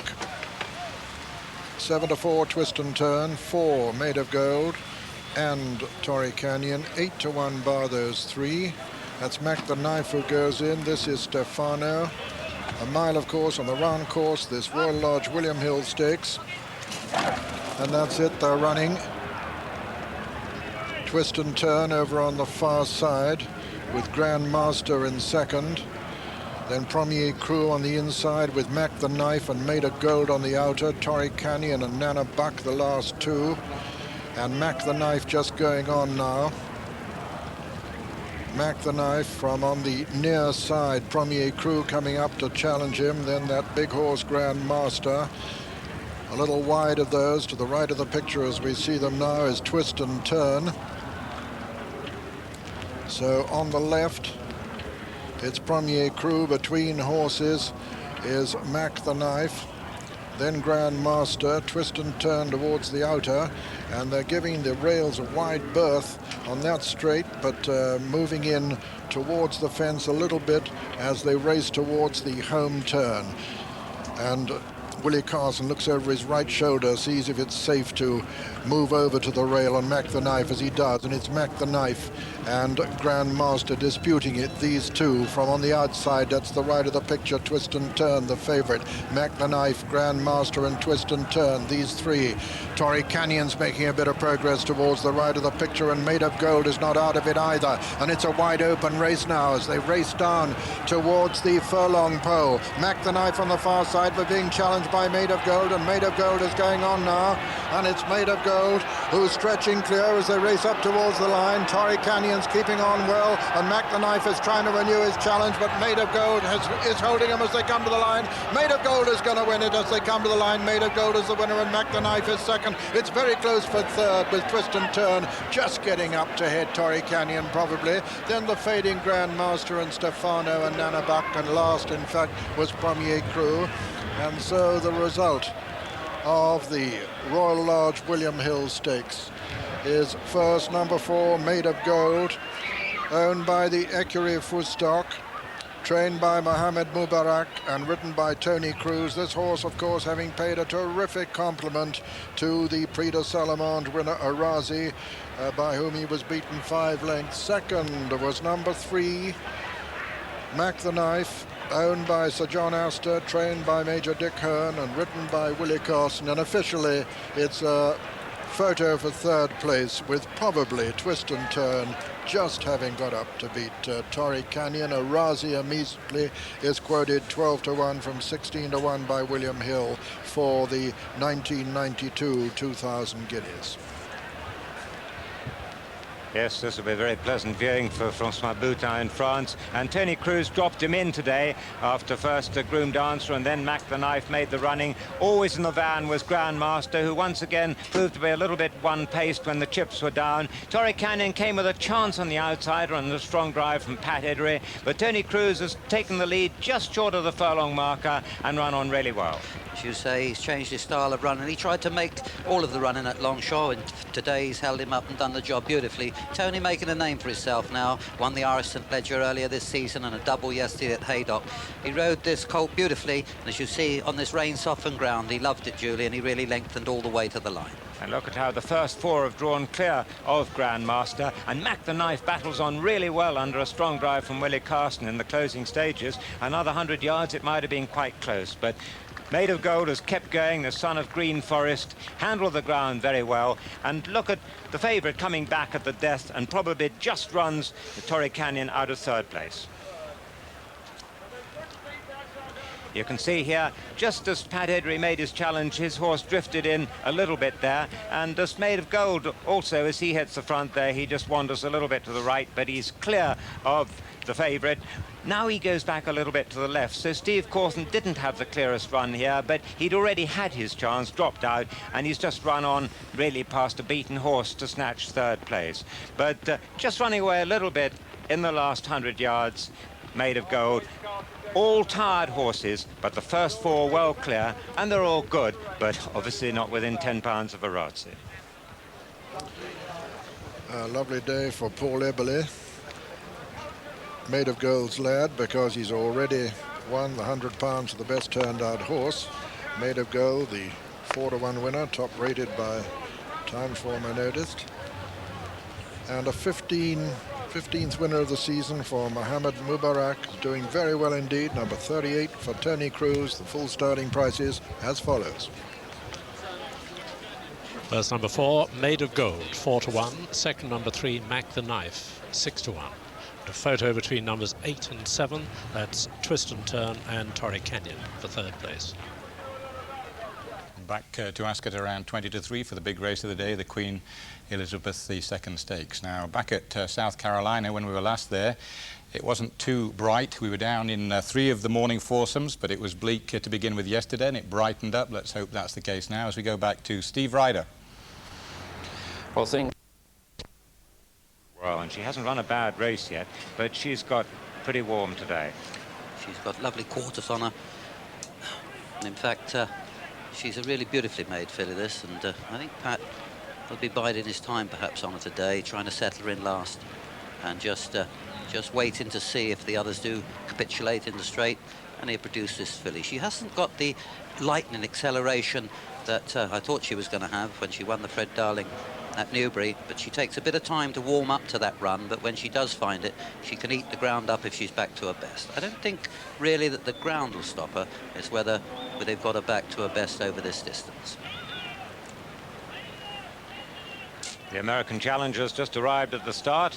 Of course, they go down rather differently to post in America, led by ponies, and so Pat Valenzuela took this Fairly headstrong customer down pretty quietly to the start. Young Pat Venezuela, in fact, rode his first winner in 1978, and since then he's ridden 1,971 winners. As you see there, 49 a days is 20 to 1 from 25 to 1. I watched him win a race in America, and well, it was pretty sloppy. There was a lot of water on the track, but I don't know whether he's ever had to cope with really breaking through grass surface and going in some 2 or 3 inches, because out there usually you get a little bit of splash, and underneath the base gets stays a little bit hard. But he's got a lovely head, hasn't he? He's by Conquistador Cielo, and he's quite an intelligent horse. You can see there they've got a D snaffle on him, and it's a vulcanized one. He's just playing happily with it. I think they've got another bit inside that as well. And I think maybe that his tongue might be just tied down, unplaited. And, well, I wonder how he's going to cope meeting the best milers in Europe. And he's got lots of things against him, really, the first time that he's raced on British turf. I see he's only got 1 pair of goggles there, hasn't he? The Americans sometimes have 5 or 6, Jim, don't they? Or has he got more than 1? I think, Julian, he's got a couple of pairs, but as you say, they usually have 4 or 5 on the dirt and pull them down one after another. I never forget, I had about 3 rides on the dirt one day when I was out there riding in the International, and I went to pull the first set down, and down come the other 4, and that was the end of me. I don't think Pat thinks you need him anyway, because one set of riding instructions is to jump the gate and take 10 lengths out of them. So. He has got a very, very good reputation for a quick starter too, which you need in America. You've got to hit that gate running.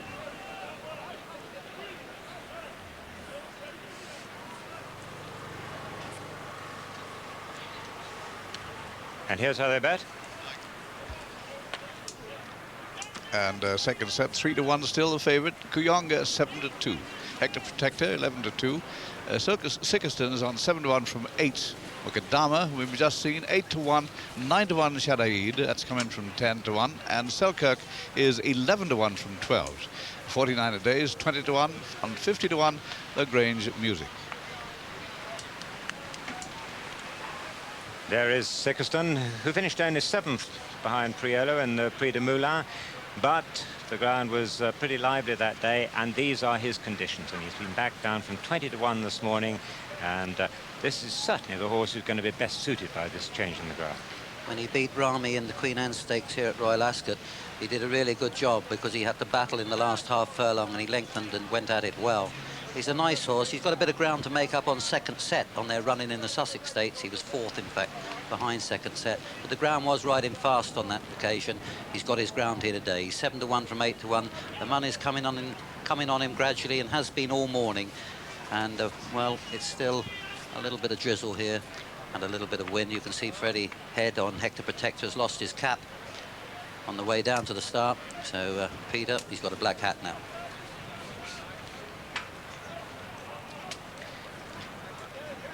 Here we going into stall 8, in fact. They draw from the left here, so he's got the rail to run, but as you saw in our last race, in fact, that they were galloping away from the rail until they hit the turn for home, and then they dropped in and ran up the rail all the way. There is the American horse, 49 a days, goes into stall 1.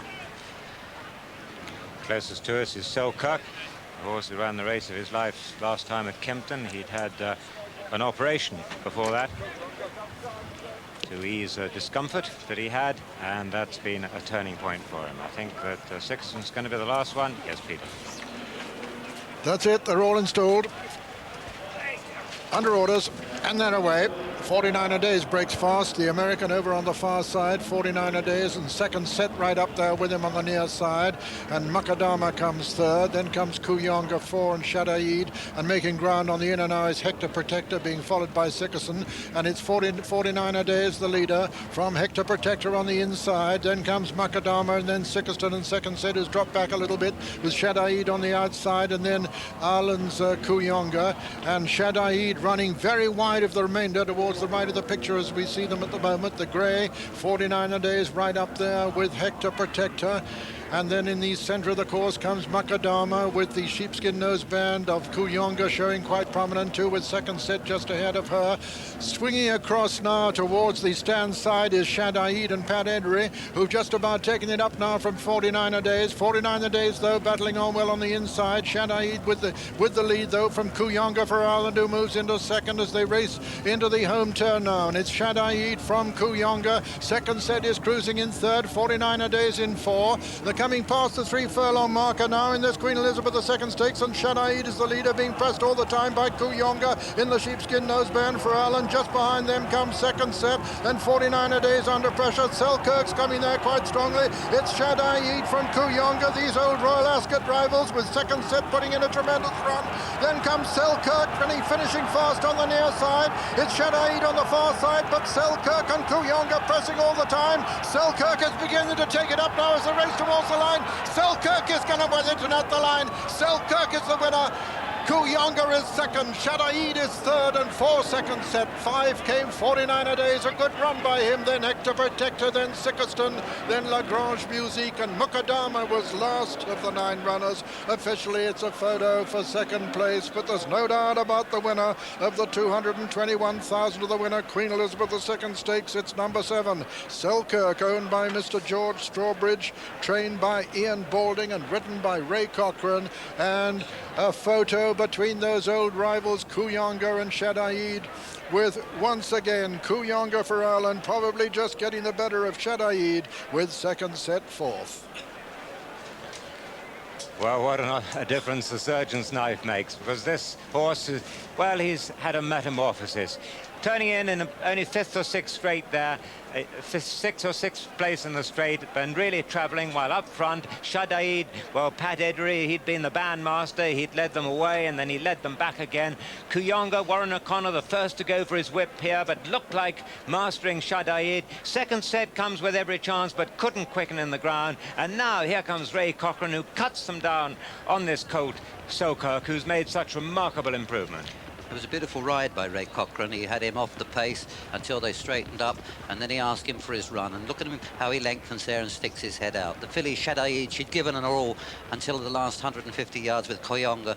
This was the Coronation Stakes all over again at Royal Ascot. But just have a look at this colt. He's really gone right up to his best here, because he stayed on and left these 2 fillies. But don't forget, these 2 fillies have had a real hard season this year. They've had some rare old battles, and Selkirk is a fresh horse, and does he show it today?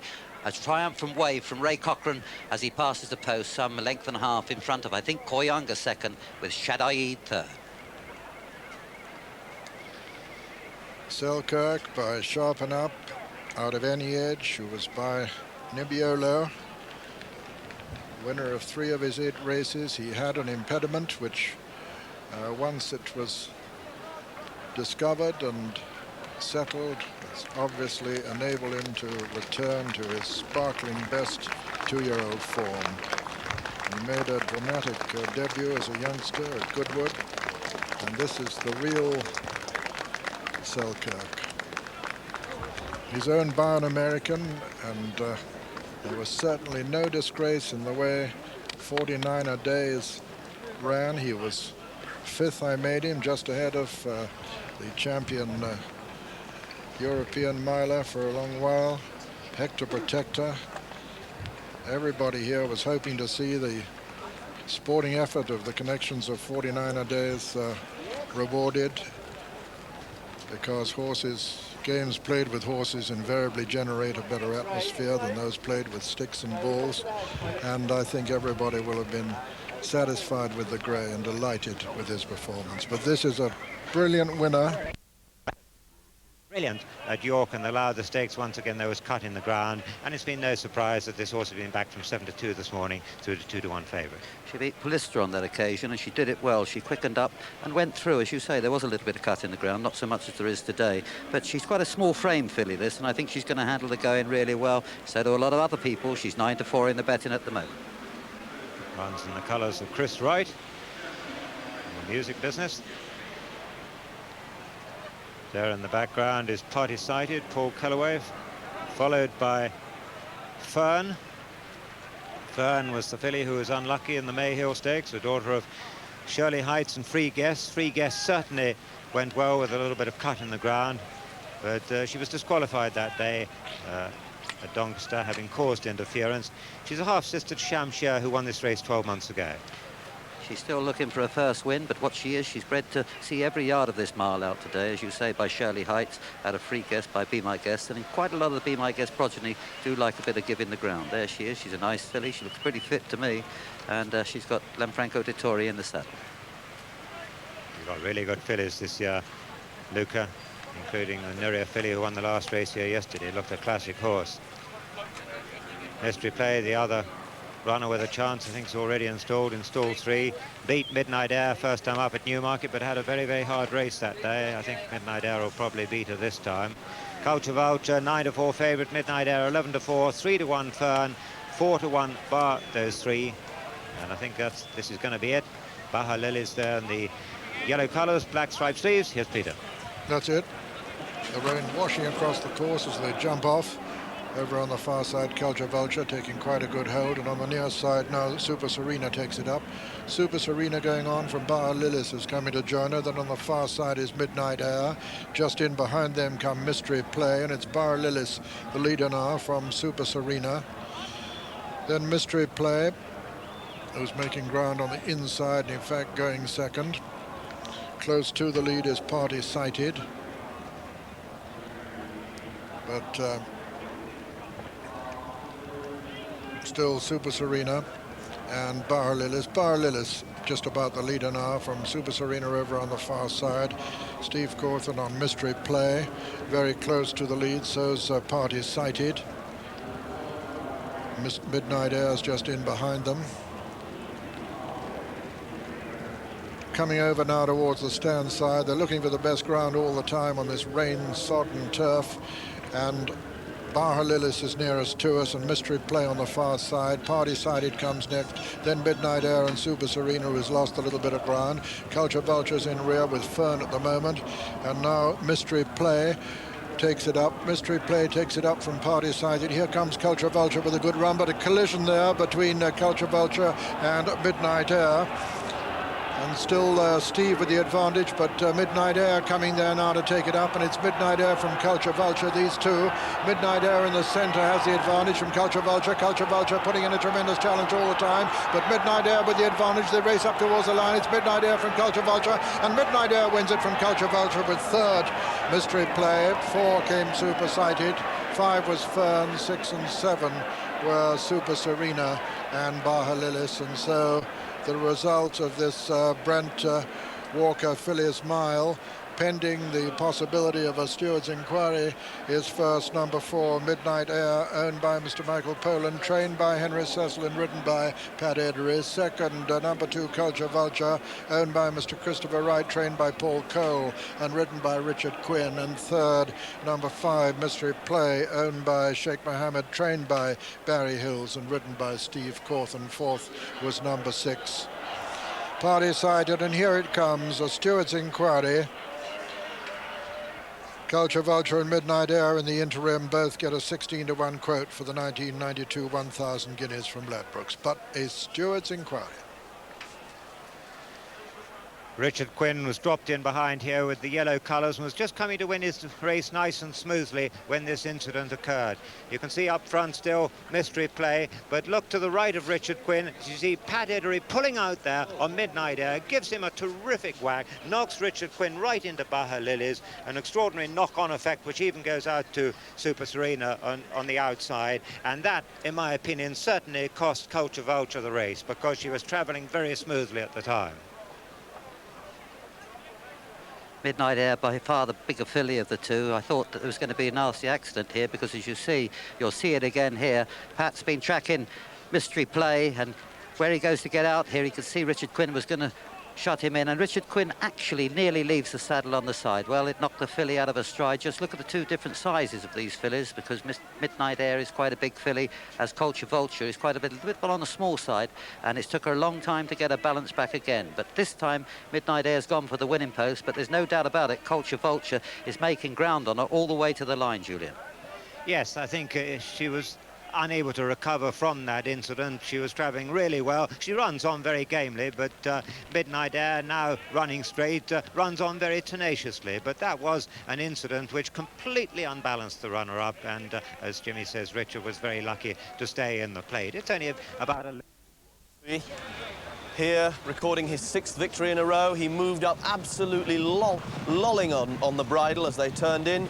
Christy Roach had attempted to set a real good test of stamina on his horse, Jovite, who, in fact, considering his measure was taken as they turned in, stuck on extremely well. Cash Asmussen stalked Aratsi the whole way. You can see the horse with the blue bandages on the outside. That's Seattle Rhyme. Rainbow Corner, Pat Edery's mount in Khalid Abdullah's colours, comes with his challenge. Now, remember, the 3 horses behind Aratsi had, in 8 races, been beaten once between them. Rainbow Corner disqualified last time, but Seattle Rhyme second on his 2nd start at Sandown. Otherwise, they were undefeated. But the disconcerting thing, should Aratsi come for our guineas, is what's Gerald Moss here? He's never stopped flicking his whip down his horse's shoulder, and the horse has a definite tendency to edge to his right. Remember the dip at Newmarket. But there's no doubt his superiority. He's got a fluid, rounded action, and he goes right away to win without being unduly hard-driven. I think Gerald's more concerned. Look at that awkward, ungainly knee style. It clearly works very effectively with keeping him straight away from the rail than the... Piaf showing in 2nd, and then through in 3rd is Red Slippers on the outside of Gilles Lane, followed then by Maratha in the red and white. Vervain is up on the outside. Alzarina is tucked in off the pace, and some way off the pace too, as they race down towards the final bend, and Wizzy the rail with La Piaf on the outside. Red Slippers striding well. That's the Chestnut filly. Whiteface on the outer. Culture Vulture has made strides, goes into 4, struggling for room but finding it. Kembu on the outside. Gilles Lane tucked away. Maratha on the rails, gets no run. They've got just a furlong to go, and it's still Wizzy the rail. Here comes Culture Vulture with a yellow cap, and Richard Quinn asks her to go, and she goes. There's an immediate response, and Culture Vulture goes clear. They've got a furlong to go. Culture Vulture with the lead from Verviers next to the rails. Red Slippers and Piaf. Gilles Lane picks up fast on the wide outside. Hatouf with a surge, but it's Culture Vulture. Culture Vulture with Hatouf eating ground as they come to the line. Culture Vulture and Hatouf. A desperate call, Culture Vulture and Hatouf from Vervain in 3rd, followed by Gilles Lane 4, and then close for 5, La Piaf, and then Red Slippers. Behind Red Slippers was Kembu. She hasn't advertised the former of Aratsi. Urban Sky behind her, then Perfect Circle never got into the race at all, and then came Maratha, who was well beaten, so too Wait to Win, and then just in behind these, one of the last to finish was Wizzy, but a steward's inquiry has been called, and I know that Lady Normandy was pulled up during the running of the race. It's a close call, though, to the outcome of this Prix Marcel Boussac, but on the line, there's no doubt in my mind as they flash past it, nor yours either, I'm sure on that evidence, that Culture Vulture has held on from Hatouf with Vervain in 3rd, but a steward's inquiry has been called, and Jim McGrath has news.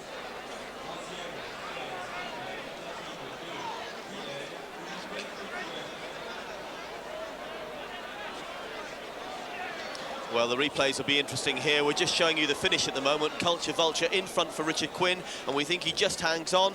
The runner-up, Hatouf, coming on the outside under a tremendous drive from Pat Edery, with in between them Vervain, and then in green colours, Gilles Lane. But I think that Hatouf got a right bump just before they turned into the straight, which knocked her back. Whether the stewards are looking into that because it happened before the turn-in, I don't know. But Pat Edery had to come right round the outside. He threw everything in, but did he get there? Graham also thought he saw an incident. Let's take the closing stages now with Culture Vulture, the bright chestnut in the middle of the group. The grey on the outside is Ken Boo. Hatouf has yet to switch for her run. Perfect Circle's on the wide outside of the picture. Here comes Hatouf now, over towards the far rails. I can't see any problems in running at this stage. John, did you see anything? I don't think I saw anything from here on. I think if anything happened, it happened just as they were rounding the bend. Let's switch now to the head-on. Culture Vulture in the centre of the picture now. To her left with the pink cap is Guylaine. Pat Edery coming wide now on Hatouf in the blue hat, but Richard Quinn, I think and I hope that he's stolen this race. It'll be a great start to the afternoon for Paul Cole. And for every race that you see won by jockeys coming late on the scene when it's an all-French jockey race, you see quite a few won by jockeys stealing this race, and Richard Quinn took this race by the scruff of the neck about a furlong and a half out, and if he's held on, then Jockey Ship's won it for me. And this filly only ran, remember, just a couple of well, 10 days ago at Ascot. Well, she's as tough as old boots. Paul Cole said she wasn't very big, thought she might not train on to be a 3-year-old and she'd take her chance here. Well, it certainly looks as though it's paid dividends. Great ride by Richard Quinn, and we certainly think here that the inquiry is unlikely to be about Culture Vulture. It's about the incident on the turn. You may have seen just out of your picture, Lady Normandy ended up breaking a leg, and I thought it had to be put down. She certainly broke a leg from the image we could see. Her rider dismounted when we last saw it, and I'm sure the stewards are looking into that, and that's probably what the inquiry is about. We'll keep you briefed.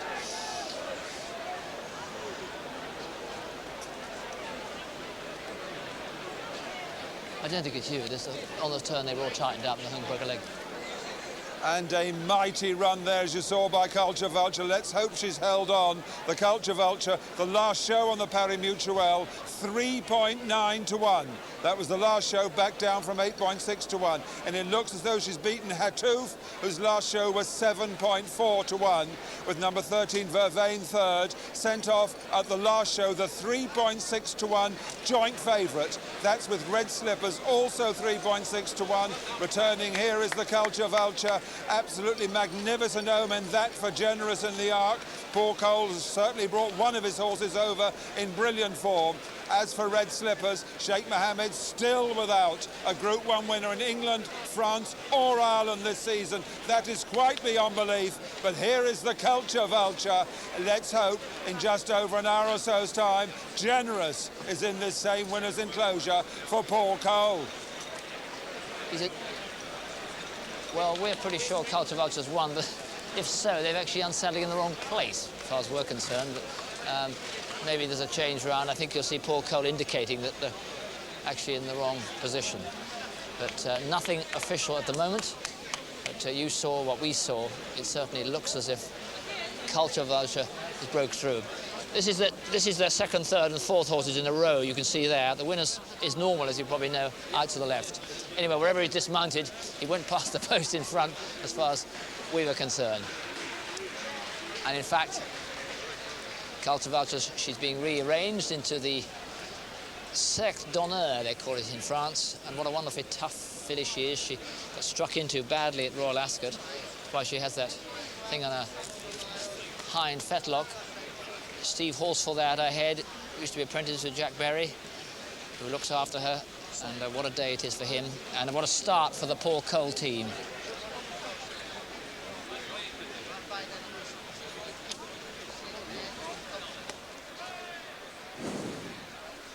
Well, Culture Vulture confirmed the winner. Will she train on? I know Paul Cole has some doubts about that. He certainly wanted to strike while the iron's hot. Some thought he was taking a chance running her here.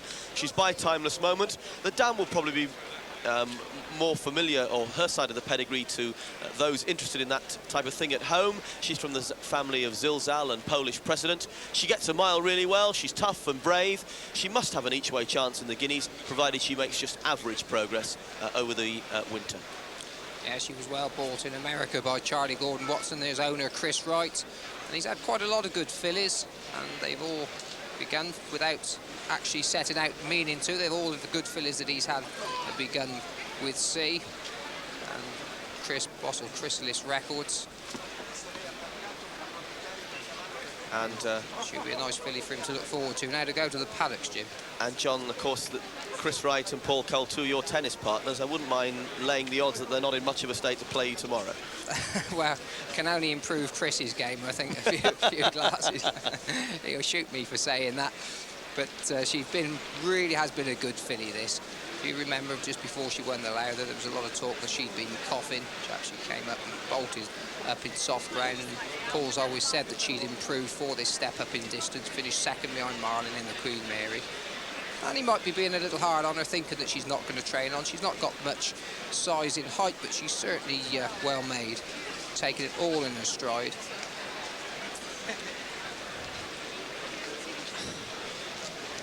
Chris Wright, the winning owner, saying, have you won? Well, I hope we've won. Yeah, I don't know. Oh, I think you've won. On No, our pictures, you've won. I thought we'd won, but then everybody's saying it was very close and on the nod, and did you see it on the TV and so forth, so I don't know.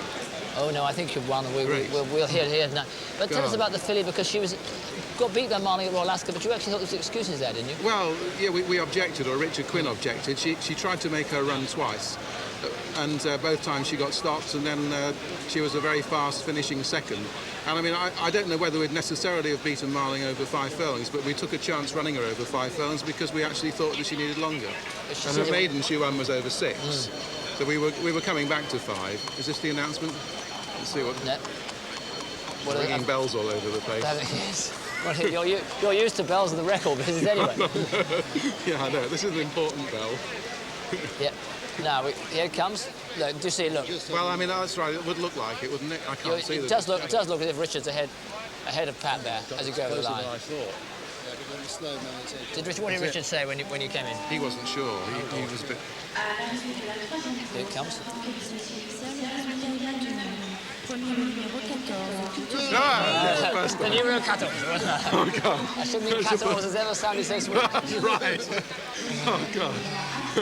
Chris, great, Bruff. Well done. Yeah, great. Tell us about owning this filly, because it must have given you a lot of fun. Oh, yes. Well, it's fantastic. Fantastic. God, did she have a hard race? Well, she seems she had to, though, didn't she? She's very. I know. Ascot. I mean, it was so quick after Ascot, and Ascot was obviously a very hard race in.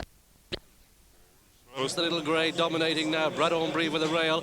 Back in third is Sheikh Al-Badur, a length and a half to Keen Hunter. Then comes Magic Ring, Divine Dance. Difficult to see that one winning from there. Flowing starts to pick up. Kate is first. Luring is the back marker. They've got a furlong and a half to go. And Sheikh Al-Badur now takes the front. But here on the outside, comes Keen Hunter with a big run in the white sleeve jacket. And Keen Hunter now takes it up. Paris House folds. Magic Ring unleashes a run. And they're inside the final furlong now. And it's Keen Hunter to home. Clear by 2. Sheikh Al-Badur. Magic Ring and Flowing, and Archway picks up and finishes like a bullet, but at the line Keen Hunter wins it from Sheikh Al-Badur and Magic Ring and Archway, and then Flowing and Divine Dance, and behind these Kate is first and Special Power, and behind Special Power was Bradon Brever and Lirung and Rivers Rhapsody, and then behind these came Dan Zanti, and in fact in the end Paris House dropped out to be last of all, and so the result then of this Chica Preda l'Abbé, it's a win for number 1 Keen Hunter. So Sheikh Mohammed has at last got his Group 1 winner this season. This one trained in England by John Gosden, so the Brits have won it, but with one that they really didn't probably expect to win it with. Steve Cawthon rides the winner of the Chica Preda l'Abbé.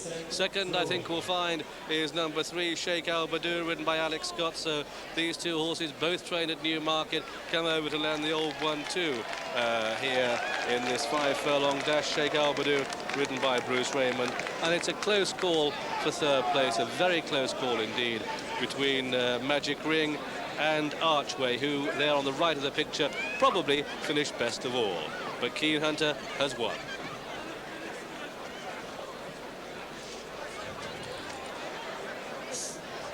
It's a very fast track, this. They run, the record's held by Habibti in something like 55 seconds. And Bradon Brever was very smartly away. Remember, he won the Phoenix Stakes over a sharp 5 at Leopardstown early in the year, and his early speed sees him clear of the field, with Paris House closing up on the outside. And Sheikh Al-Badur, what a game horse he is. He hasn't had an easy race once again. He's been flat to the boards from the start.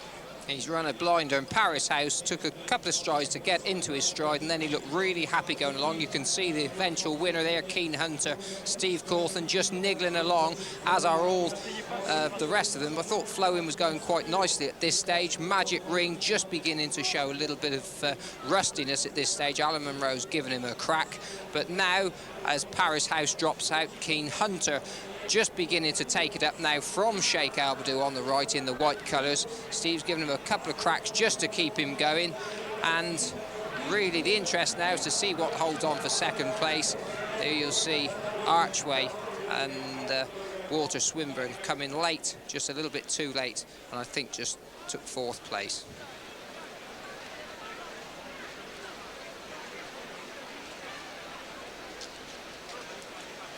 What joy that must bring to Sheikh Mohammed, the Group 1 winner he so desired this season at last. And Keen Hunter returned the last show we had, 11.1 to 1, coupled with Katie's First. So if you backed either Katie's First or Keen Hunter, you'll have a draw at around 11 to 1. Sheikh Albadou is second at around a 3 to 1 chance, and is close for third according to the GG, with Archway, the Irish horse, 42.8 to 1. That's against Archway, and also Magic Ring, who was returned the 2.1 to 1 favourite. There you can see, no doubt, a winner by a length is that Keen Hunter from Sheikh Albadou. Nearest to us is Archway, in the green colours, Magic Ring just on the far side. And that winner is the 18th British trained winner of the Abbey. The first was Peter O'Sullivan's Be Friendly in 1968, and the fourth in succession, De Jour, Silver Fling and Handsome Sailor. What a Keen Hunter that is for Sheikh Mohammed. Well, a son of Diocese is Keen Hunter, fine-looking chestnut, out of a mare called Love's Reward. And there's the pedigree. This is the family of a lot of fast horses. It's the family, for example, of Bassenthwaite, a very good two-year-old that Jeremy Tree trained. Just shows you how lucky or unlucky you can be. Keen Hunter is a full brother to another horse called Shaddad, who's now 3, that John Dunlop trained, and Connections paid $300,000 for. And that's turned out to be very disappointing and was sold for less than 3,000 guineas at Newmarket earlier this year. Well, there's the horse. What about his trainer? He's with Brough Scott. John Gosden, tremendous performance. A horse only ran once this year. Yes, you know, it's like me, he's lazy. But it's come big for him. What was the problem? Well, he won well at the spring of the year was firm. Remember, we had no rain. Got the rain in June, got him ready. Won well the Hackwood at the race down at Newbury. And I thought, right, we'll go for the Nunthorpe now. And of course, what happened? He got sick along with the rest of them. So fortunately, we got him back for today.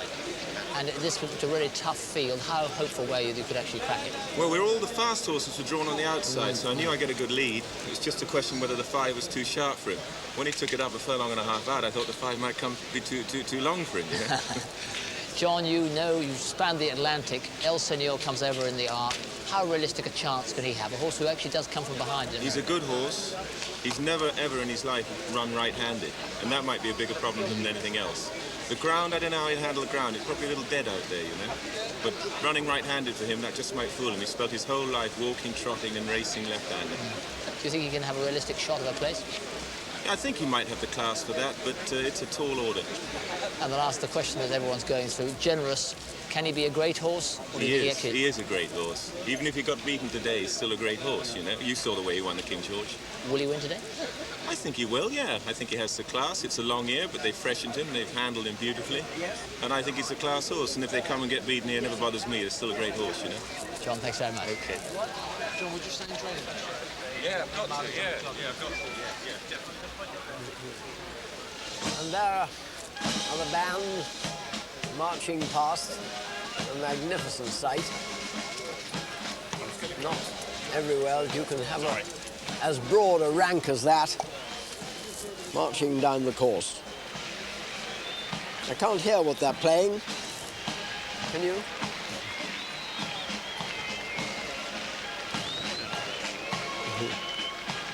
I think it's Colonel Bogey.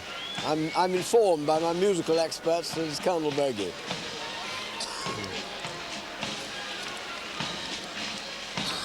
And they consist of there are Welsh Guards, Scots Guards, and cavalry regiments. There, the cavalrymen are on this side.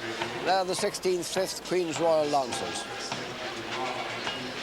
And the others, as I say, are the Welsh Guards. There are 45 of the Welsh Guards and 45 of the Scots. Pretty rare that you get a combined Brigade of Guards band showing the French how to play. It would be tactless, I suppose, to say that they showed them how to fight at Hougoumont about 150 years ago, but they did.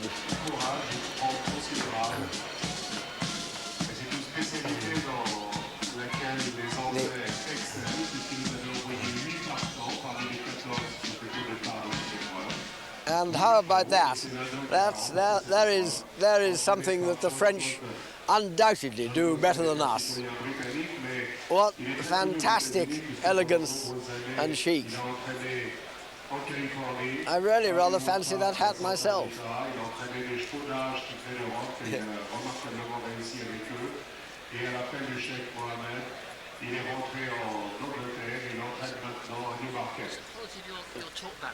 Culture Vulture pays £5.60. That includes your £1 stake, so 4.6 to 1 for Culture Vulture. £2.20 for the place. Hatou, £2.30. That's for a place. And Vervain, £1.80. The forecast, £31.60. The trio, £35.60. And amazing news I have to give you, Generous is now 2.2 to 1 against on the Paris Mutuelle. It opened 2.9, it's 2.2 to 1. Can it possibly hold at that kind of price? Pen right. Pen right. So the sun shines here. We've had 2 British successes. Can we make it 3? This is the big question. We'll be back. The Arc de Triomphe is on next on 4.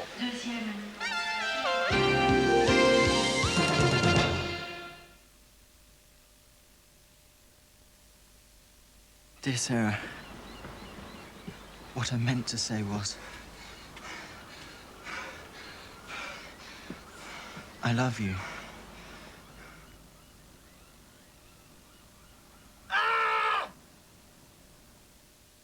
Don't get stuck without a stamp. Take it from someone who knows. You want to impress the ladies? Open fires. Can't go wrong. Flickering flames, the heat, they love it. And because this one's gas, I've got it all at the touch of a button. Looking absolutely magnificent here. You've always been a bit of an expert on beauty contests, haven't you? Well, only when horses are concerned. There's Generous. Just got himself a little bit warm now. Art Bleu keeping him company there. And you'll see that Frankie Dettori there, just in the background, had his feet out of the irons on Shamshir, just trying to keep her relaxed, just got on her toes and quest for fame. And he's another one who, he's got an each-way chance, Jim. Yes, at his very best, and in the race that's likely to suit him today, a strongly run affair, he has got an each-way chance. He did win the Derby like a promising horse. He's had problems since, but he's a classically bred horse. He's by Rainbow Quest and Art winner, Adam Amer, Ariane, who won the Marcel Boussac in 1979, so he really is bred to be a top-class performer. He hasn't quite had things go his way. He's had an interrupted training campaign once again this season. It's sporting of connections to keep persevering. It would have been easy to maybe go for the Irish Ledger, which would have been an obvious target for him. But if they go a good clip and on this ground, he just might run into a place. It's difficult to fancy, though, Shamshir doing that. She looks outclassed on form. But if you've picked her at home and you're seeing her for the first time, don't worry that she's behaving in that manner, because Frankie Dettori describes her as bubbly. I can think of other jockeys who have other words for her. She isn't easy. She's, in short, a fuss pot, and she generally works herself up beforehand. Today's no exception. Yeah, I think I'd rather ride her for a minute than an hour, and certainly on the racecourse rather than around the roads. Her form last time she actually ran here behind Magic Knight, and she's got a fair bit to find. But it's going to be a race of tactics. We've heard that, and I can certainly believe it, that Jet Ski Lady is going to go along and make the run-in. And I wouldn't imagine that Snurge will be too far behind. No, and also Art Bleu, who'll be in to cut out the pace for Pistolet Bleu, because Pistolet Bleu himself takes a really strong hold, and I think Generous will lie handy too. That's all to come, but what we have for you at the moment is more news of better. And Generous is remaining at odds on. 9 to 10 on, 0.9 to 1. Suave Dancer, still a 9 to 2 chance. Pistolet Bleu, 13 to 2. That's 6.5 to 1, coupled with Art Bleu, the pacemaker. Snurge, some money for that now, 8.4 to 1. Toulon and Quest for Fame, 9.3 to 1. And Andre Fabre, Toulon's trainer, the only trainer with a runner in the race ever to have won the Arc. And he's got Pigeon Voyageur also, who's a 24.3 to 1 chance. Magic Knight, surprisingly good support still for that at 9.6 to 1. The Rags are any price, but 9 to 2 Suave Dancer. Isn't that an each way bet against Generous?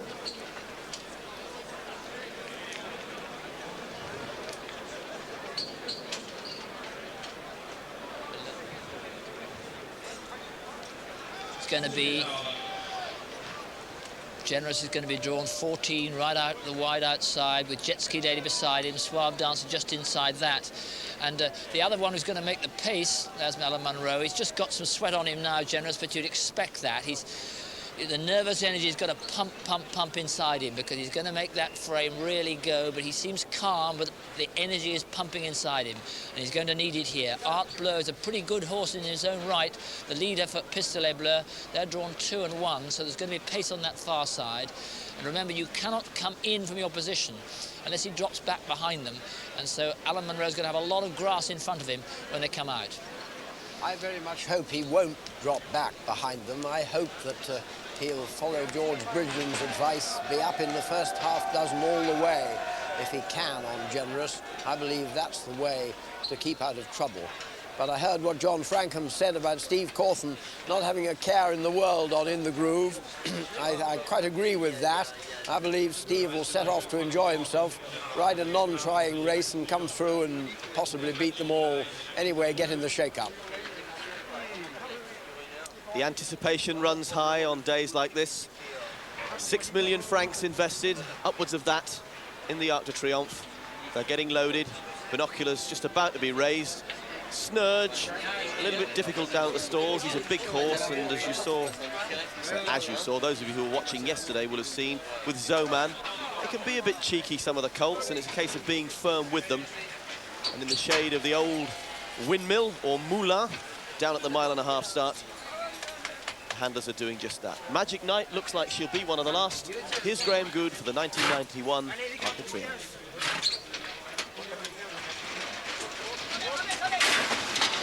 Set and away they race. And El Senor the Grey loses lengths out of the stalls, looks reluctant to race and is being driven along to hold a position.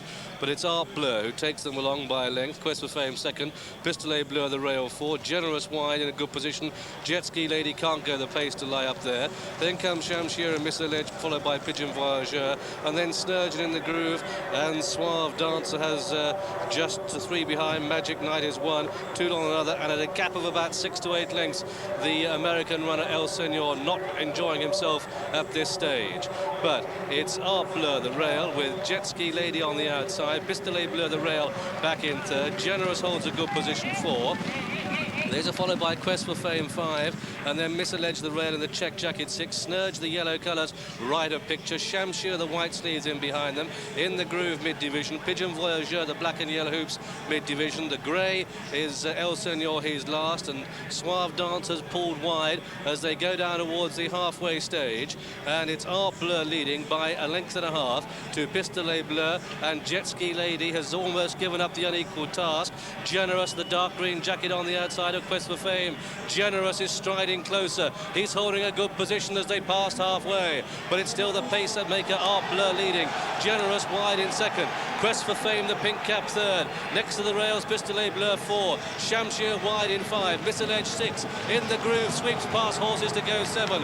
And then just in behind these comes Pistolet Bleu, of course, and Suave Dancer is on the outside. Snurge is towards the rear. They've still got one more bend to take, and it's Art Bleu the leader, but Generous going well on the outside. Quest for Fame, the pink cap in between them. In the groove runs a big race. Magic Knight tries to close. Suave Dancers in blue and white picking up. Toulon's force wide on this final turn, and now it's a drive to the line, and it's Pistolet Bleu the rail. Generous giving all down the centre of the track, but Pistolet Bleu has the advantage. From in second place, Quest for Fame. Magic Knight with the red sleeves. Here comes Suave Dancer with a swoop on the outside of In the Groove. They've got a furlong to go, and it's Pistolet Bleu in the lead from Suave Dancer, who has taken a glass field apart. This is Suave Dancer.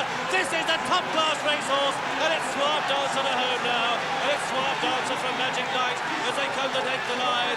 It's Suave Dancer's arc. He is the winner.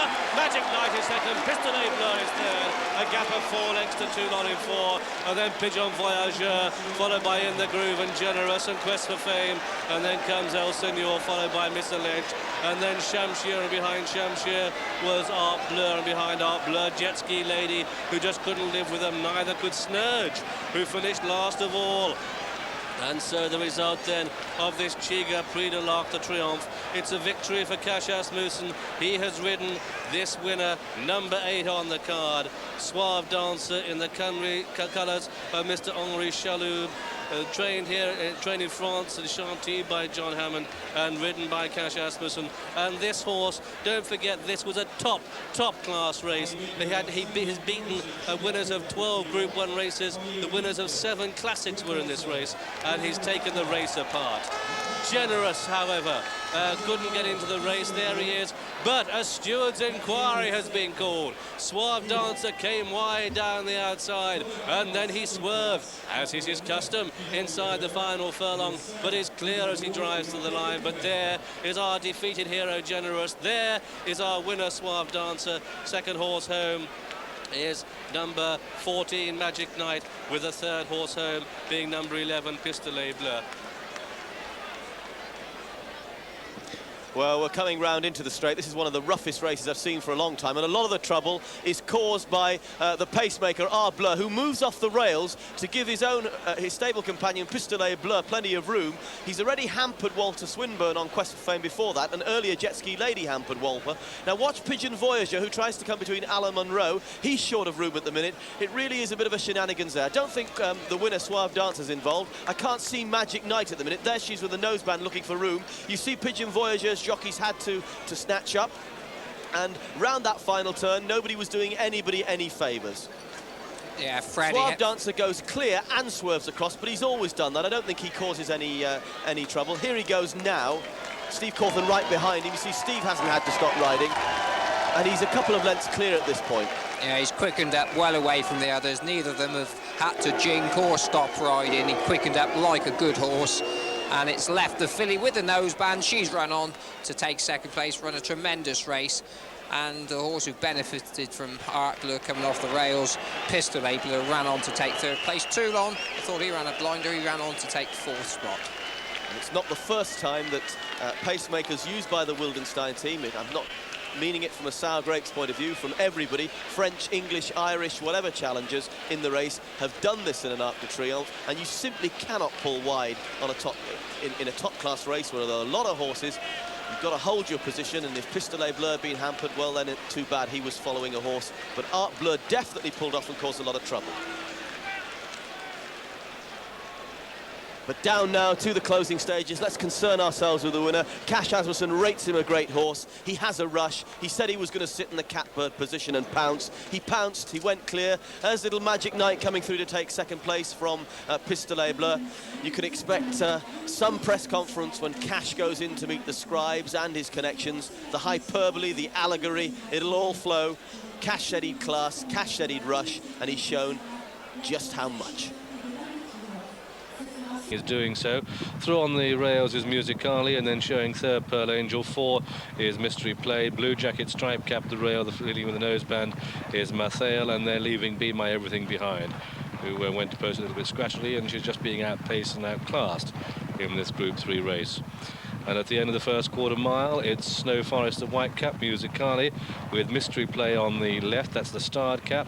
Pearl Angel in the orange colours, followed at a half a length by Mathael on the rails. And in behind them, Be My Everything, trying to keep pace with them. They've passed the halfway stage, and through on the rails, it's Musicali, and on the outside, it's Mystery Play, and between those two is Snow Forest. And then followed through by Pearl Angel, and Mathael runs the rail. They come down towards the two. Musicali the rail, Snow Forest keeping on gamely, Mystery Play on the outside of the pack, and Steve Cawthon riding her along, but Musicali runs the rail and travelling well. Snow Forest, the White Cap, Mystery Play down the centre of the course. They're inside the final furlong now, and Musicali just lengthens and goes away from them to take this Rockfell Stakes, a Group 3 event, and up towards the line. Musicali wins it very easily indeed. Mystery Play second, Snow Forest third. A gap of 8 lengths to Pearl Angel, 4 back to Mathael, and a further 10 for those last to finish in the race. Zahi was full of promise, wasn't he, in the blue jacket last time. Great Palm nearest to us in the green jacket great big beanpole of a horse, smashing stride on him, I must say. Heave and in goes Zahi. That's it, Group 1 race here. A lot of prize money on offer, and they break away. And the first to lead is Dr. Devious, doing it the hard way, and Tony Sam being left behind. Dr. Devious gets the rail, leads Thorios down the centre of the track, followed by Great Palm, and then Young Senor Free Flyer with a red cap. Strong Suit the rail. Zahi travelling well, a length back to Pursuit of Love, and Tony San just being outpaced. And they're all coming down centre to far side, and it's Dr. Devious and Willie Carson, and Free Flyer just swerving about a bit there. Thorios with a maroon cap, really striding well. Zahi, Great Palm the grey, is on the outside. Strong Suit tries to come with a rung. Young Senor close enough if good enough, and they're halfway now, and it's Thorios that goes on. Thorios in the lead by a neck. Dr. Devious, that battler next to the rails. Great Palm. Here comes a Pursuit of Love. Switch to the outside, switch on the right of the picture as they come down. 2.5 to race, and Thorios going on. Thorios, Dr. Devious, Great Palm, and with a run on the outside. Pursuit of Love. Zahi in behind them, getting nowhere. Young Senor on the far side, galvanised for action. Any one of 6 could win as they race down into the dip. Dr. Devious, that terrier, is battling on. Great Palm the grey, Thorios between those two. Then comes Pursuit of Love. They're inside the final furlong, and Dr. Devious finds a reserve. Is going on by a length to Great Palm in second, and Dr. Devious comes clear at the line. Dr. Devious the winner, Great Palm second, Thorios third. Pursuit of Love, Zahi, Free Flyer, Young Senor, and a gap then to Strong Suit and Tony San, who just made up the numbers. It's a Group 1 race, and it's a Group 1 performance by number 1. A little bit of argy-bargy perhaps at the halfway stage. With 2 to go, I thought Dr. Devious was going to be swallowed up, but then these relatively inexperienced horses in behind him just couldn't get back. What a little terrier he is, this Dr. Devious, and he's come... The first of the 21 fences, and Cuddydale goes straight into the lead. Cuddydale from Arctic Call and What's the Kraken on the outside, Master Bob. Docklands Express comes next, and they're all safely over the first. Cuddydale the leader. Adrian Maguire. Cuddydale from on the outside, Master Bob. On the inside, Arctic Call, last year's winner. What's the Cracks up with them, and then Docklands Express and Party Politics. Behind then Chatham, then Garrison Savannah and Rawhide as they come to the next, the third. Master Bob, Cuddydale, Arctic Call. Just in behind them, What's the Crack, Party Politics. Garrison Savannah and Docklands Express over the fourth. Master Bob, last year's second, landed in the lead there. Master Bob from Cuddydale. Arctic Call, last year's winner on the inside. That's the right of the picture. Then just in behind them come What's the Crack and Docklands Express and Party Politics on the outside, and Kirsty's Boy was very slow at that one and lost a bit of ground and is in fact last at the moment. And as they swing left-handed for the first time and make their way towards the cross fence, it's Master Bob who has the advantage. Master Bob from What's the Crack and Arctic Call, and then comes Cuddydale. Behind them, Docklands Express, and then the Giant Party Politics being followed by Chatham and Garrison Savannah. Rawhide comes next, being followed by Gold Options, and then Bakshi Boy over the sixth, and Master Bob landed in the lead from Arctic Call. Last year's second and last year's winner. 1-2 at the moment in reverse order, with just in behind them Cuddydale. What's the Crack? And behind them on the inside comes Dockland Express, coming down towards the seventh now. Cuddydale and Master Bob from Arctic Call on the far side. These three. Then just in behind them, What's the Crack? And then Party Politics. Docklands Express as they come to the second ditch. Arctic Call lands in the lead from Master Bob and Cuddydale and Party Politics. And behind them come Docklands Express and Chatham, and then Rowlandson's Jewels and Rawhide for Ireland over the ninth. Arctic Call landed in the lead from Master Bob. They're all safely over that, and they're all still standing as they come down to the fence that'll be the last in the 35th running of the Hennessy Cognac Gold Cup on the next circuit. And Arctic Call is the leader from Master Bob and Cuddydale. Then comes What's the Crack and Party Politics and Chatham, and then comes behind them Docklands Express, and behind Docklands Express a little gap to Rawhide and Rowlandson's Jewels and Aspire, and then Gold Options, and over the water Master Bob is back in the lead from Arctic Call on the in, and there's very little between, and they're all safely over the water. In third is Cuddydale, and fourth What's the Crack, then Party Politics on the outside of Chatham, and then comes Docklands Express. Behind them is Aspire, and then Gold Options and Rawhide, and the back marker is Boris Seaver at the moment as they go out into the country for a final circuit. All still standing, and Master Bob the leader from Arctic Call. Cuddydale is third, What's the Crack 4, Party Politics 5, 6 Chatham as they come to the 12th. Master Bob from Arctic Call, who made a very slight mistake there. Cuddydale has gone up now to be second, in fact to challenge Master Bob for the lead as they come to the third ditch. Master Bob, Cuddydale and Master Bob together, they're all safely over that ditch. Then in fourth comes What a Crack, Party Politics, Chatham on the inside, on the outer is Dockland Express, and then Aspire, and then Gold Options getting a little bit closer over the 14th. Master Bob there landed in the lead. Master Bob, a mistake there by Garrison Savannah, who's in rear, is dropped back last, the Gold Cup winner, coming down to the next, the 15th. Master Bob, Cuddydale, Arctic Call, and What's the Crack, and Party Politics, Dockland Express and Expire. Behind them come Gold Options, who's making steady progress. Garrison Savannah's been pulled up over the next, sixth from home, and it was Cuddydale, the leader. From Master Bob on the outside, Chatham on the inner close, then comes Party Politics, who's getting closer all the time. Behind them come Docklands Express as they swing left-handed now. Cuddydale and Master Bob. From What's the Crack in third, 4 is Chatham, 5 Party Politics, 6 and 7 are Aspire and Docklands Express, then comes Arctic Call, then getting closer is Gold Options now.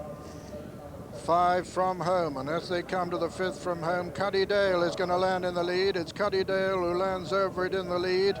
From on the inside, What's the Crack, Party Politics, Docklands Express getting closer, Chatham, then comes Aspire, then Gold Options and Arctic Call as they level up for home now, and it's Cuddydale and Adrian Maguire the leader, with 4 left to jump from Party Politics. Docklands Express is coming there. What a Crack is holding his place.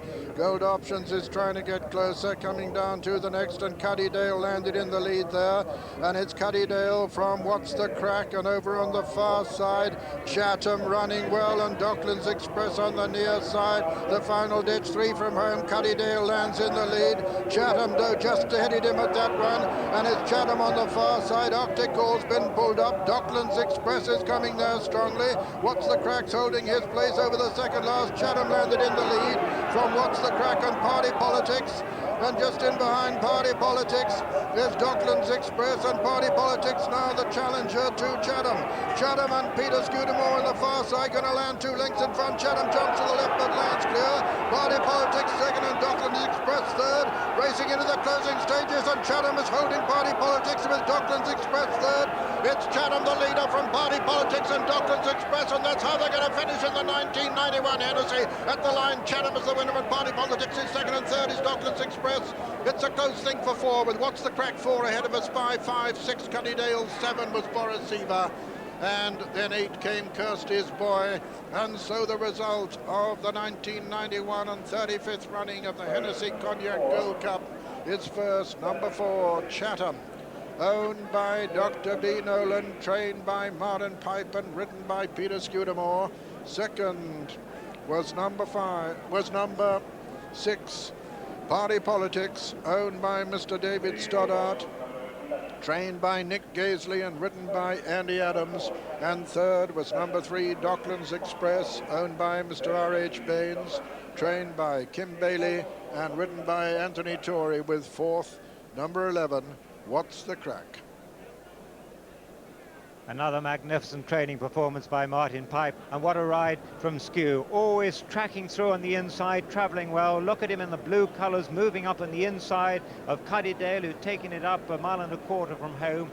And here at the first in the straight, he puts in a terrific jump, Chatham, and goes right into contention. Cuddydale jumps to the right there. What a crack there in the centre, running a big race. Party Politics and the light blue cap under the whip now, unable to find a lock. Docklands Express also under pressure. And as they come to the third last, the last ditch, you can see Chatham is in the lead and with his ears pricked, jumps a little bit to the left and nods on landing. That was Skew's worst moment, probably. Cuddydale in second place there. What a crack in the centre, running on really well. Docklands Express running on very bravely. A Spy last of the leading group. Now at the second last, once again Chatham jumps right down to the left, and Skew has to go to the buckle end almost to get him back, but he's got 3 lengths advantage and only 10 stone 6 in the plate. In second place now, Party Politics, this big 18 hands horse who can't sprint but lengthens and gallops. And now at the last, will he run down to this again? Yes, he does. Once again, not quite in his right stride, so he goes away to the left, almost ends up in the crowd there, and gives Party Politics just a small chance. But Skew's gathered him together again. He's got plenty of resources, despite the fact it's his first run of the season. And for the second time in 4 years, Martin Pipe wins the Hennessy with a horse who hadn't run before previously that season. Last time it was Strands of Gold. This time it was the possible Gold Cup prospect Chatham, who's set his seal on a fine Hennessy field to win by about 5 lengths from Party Politics, who runs on, also his first run of the season, to be second. And back in third, Docklands Express, who ran on with such terrific courage. Chatham returned at the great price for Pipe Scudamore supporters of 10 to 1.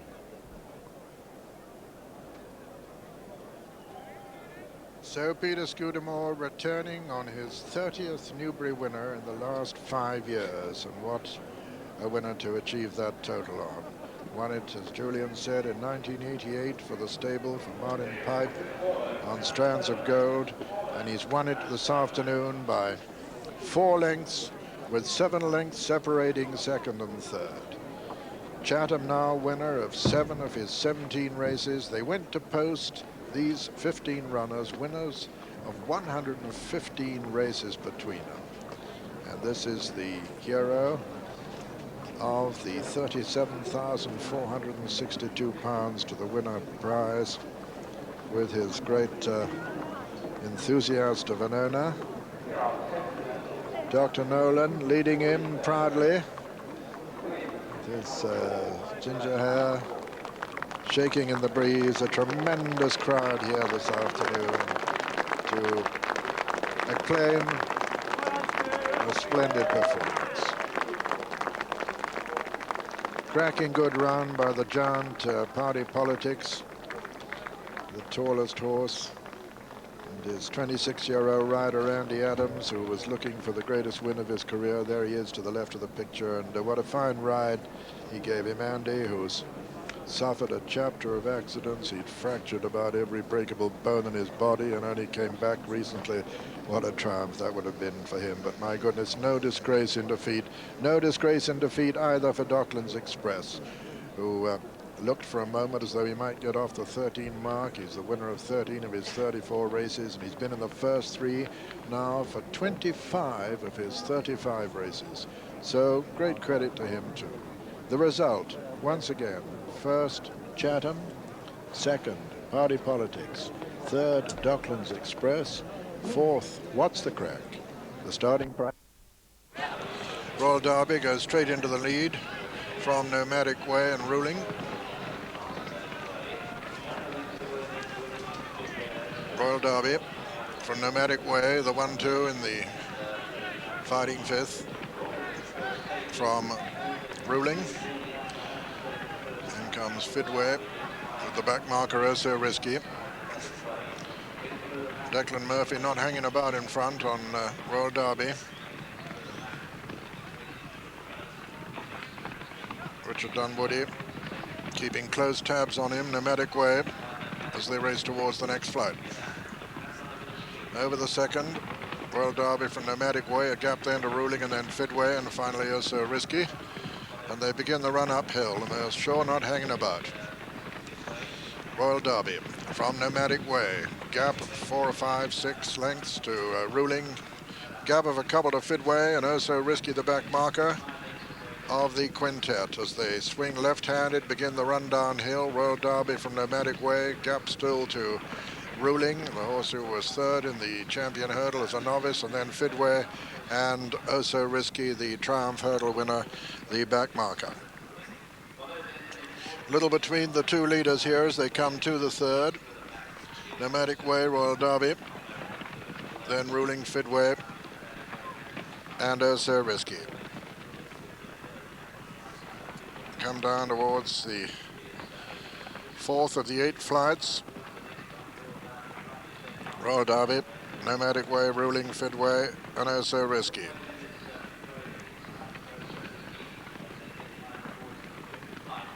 Closing up a little bit now they are. Royal Derby is still the leader from Nomadic Way and Ruling, Fidway, and Oh So Risky. They swing left-handed again. Begin a run uphill. Got 3 left to jump now. Royal Derby from Nomadic Way and Ruling and Fidway and Oh So Risky, and all going well within themselves at this stage. The third last. And still, Royal Derby, Nomadic Way and Ruling and Fidway and Oh So Risky. As they begin the run downhill now. 2 left to jump. Royal Derby and Nomadic Way, very little between them. Then comes Ruling, Fidway and Oh So Risky.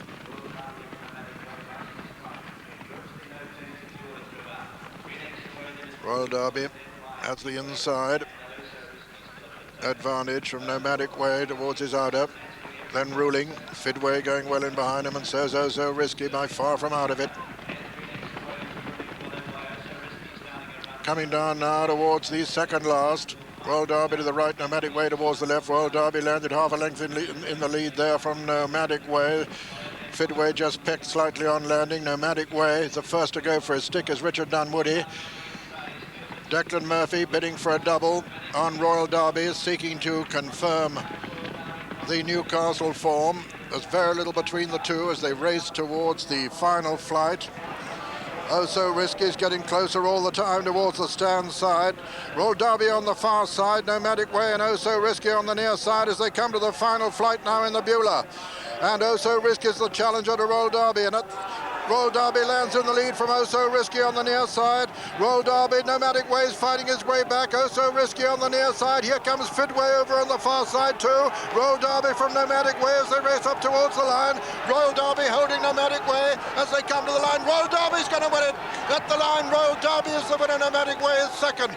Ruling gets up in a photo to be third with Fidway. It's a photo between them, and amazingly, Oh So Risky, in fact, ultimately last of the quintet. And so Royal Derby, in the gamest possible manner, has confirmed that Newcastle form with Nomadic Way, though it is a photograph for second place. But the winner of the Beulah is number 3, Royal Derby, owned by Mr. Michael Tabor, trained by Neville Callaghan and ridden by Declan Murphy. It's a double for him, his 21st winner of the season. It's 15 out of 35 for Royal Derby, who gets a 25-1 quote from Coral for the champion hurdle. What a really game effort this was. And a photo for second place, a photo between Nomadic Way, Ruling and Fidway.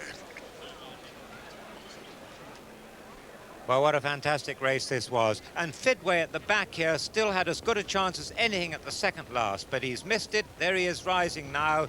Pecks on landing. As you can see, he's down on his nose. That probably cost him 2 or 3 lengths, and in my opinion, probably cost him the race. Up front, Royal Derby and Nomadic Way have disputed it throughout. Richard Dunwoody is the first to go for his whip. Paul Holly's cantering on Oh So Risky on the outside. He looked the winner at this point. Ruling still in contention, and Fidway's completely lost his place. In fact, Steve Smith-Eccles took a pull there just to give him a chance to get his breath again. Then they come round the elbow. The front two are still disputing it, and Steve asked Fidway to come on the inside. There he is still with 5 or 6 lengths to make up. Coming to the last of the 3 in front, it's Oh So Risky who's going by far the best. Paul Holly is sitting with his hands full there as Richard Dunwoody is hard at work on the 2.5-mile horse, the Stair Nomadic Way. Royal Derby still hanging on in there, and he's back on the bridle again with Declan Gillespie. Fidway still with 3 or 4 lengths to make up, if not more. At the last, Oh So Risky rises first, and he looked the winner at this point, but Royal Derby is still with him. Nomadic Way can't quicken. Fidway still with 5 lengths to make up. But then on the run-in, everything changes. Suddenly, Oh So Risky, having hit the front, can't find any more. Nomadic Way runs on again. Fidway's making ground all the way up the run-in. Steve Smith-Eccles riding, whip in his left hand, trying to keep his mount straight. 100 yards to go. Nomadic Way still there, but now Royal Derby surges back to the front. What a game performance this was. The horse who was 9th in the champion hurdle finishes in front of the horses that beat him. Nomadic Way, the further they go, the closer he gets. Fidway just fails probably to snatch 3rd place from Ruling. And last, you wouldn't believe, was the horse who jumped the last flight in front, Oh So Risky.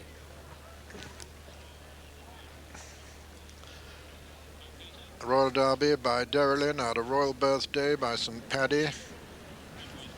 What a cracking sort he is. 15 races he's won and he's 35. Could barely have been more consistent. 6th winner of the season for Neville Callaghan. 2nd of the afternoon for Declan Murphy, and number 21 of the season for him.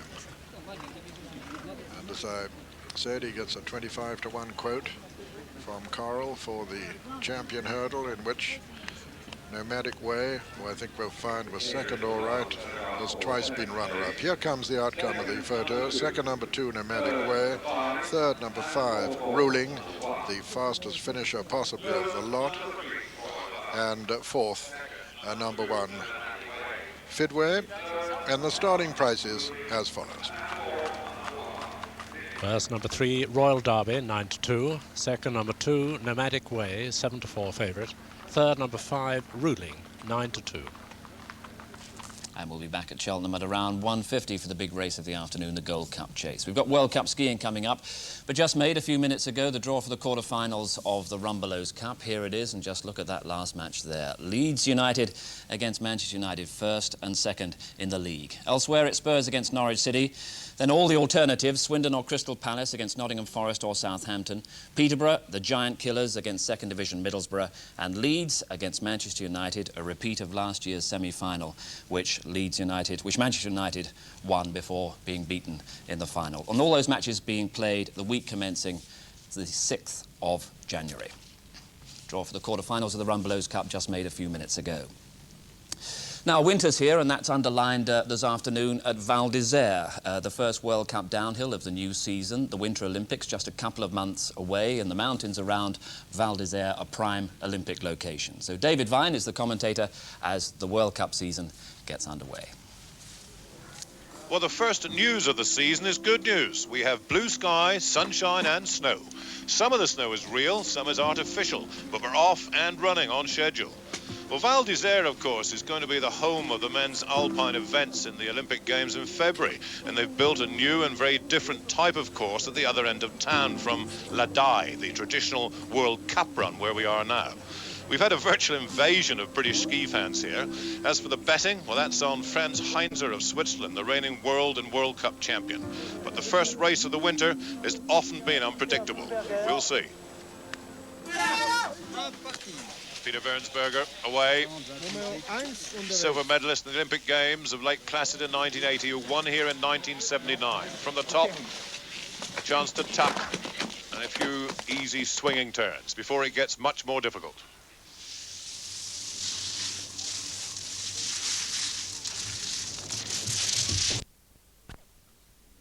Fountain 4's another Coral. Lumberjack is 6-1, as in Torrenfield it's 8-1 by that quartet. Let's join Peter.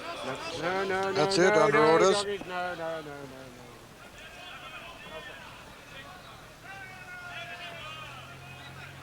Are you all right, Mum? Starter asked them if they're all right. Anybody want to turn round, turn round. Mark Dwyer turning, yep, Ness Nagriho and Russ Garrity turning too, and Cashew King. Cashew King coming back into line, that looks like it, and they're away. 17 fences this time to be jumped, and King's Fountain is the first to show. King's Fountain from Tipping Tim over on the far side as they jump the first, with Ida's Delight right up with them. Another Coral on the inside. Torrenfield right up with the lead two. Tipping Tim, Torrenfield and King's Fountain as they jump this one from Ida's Delight. Another Coral and Cashew King and No Snaguia and Lumberjack just the back marker.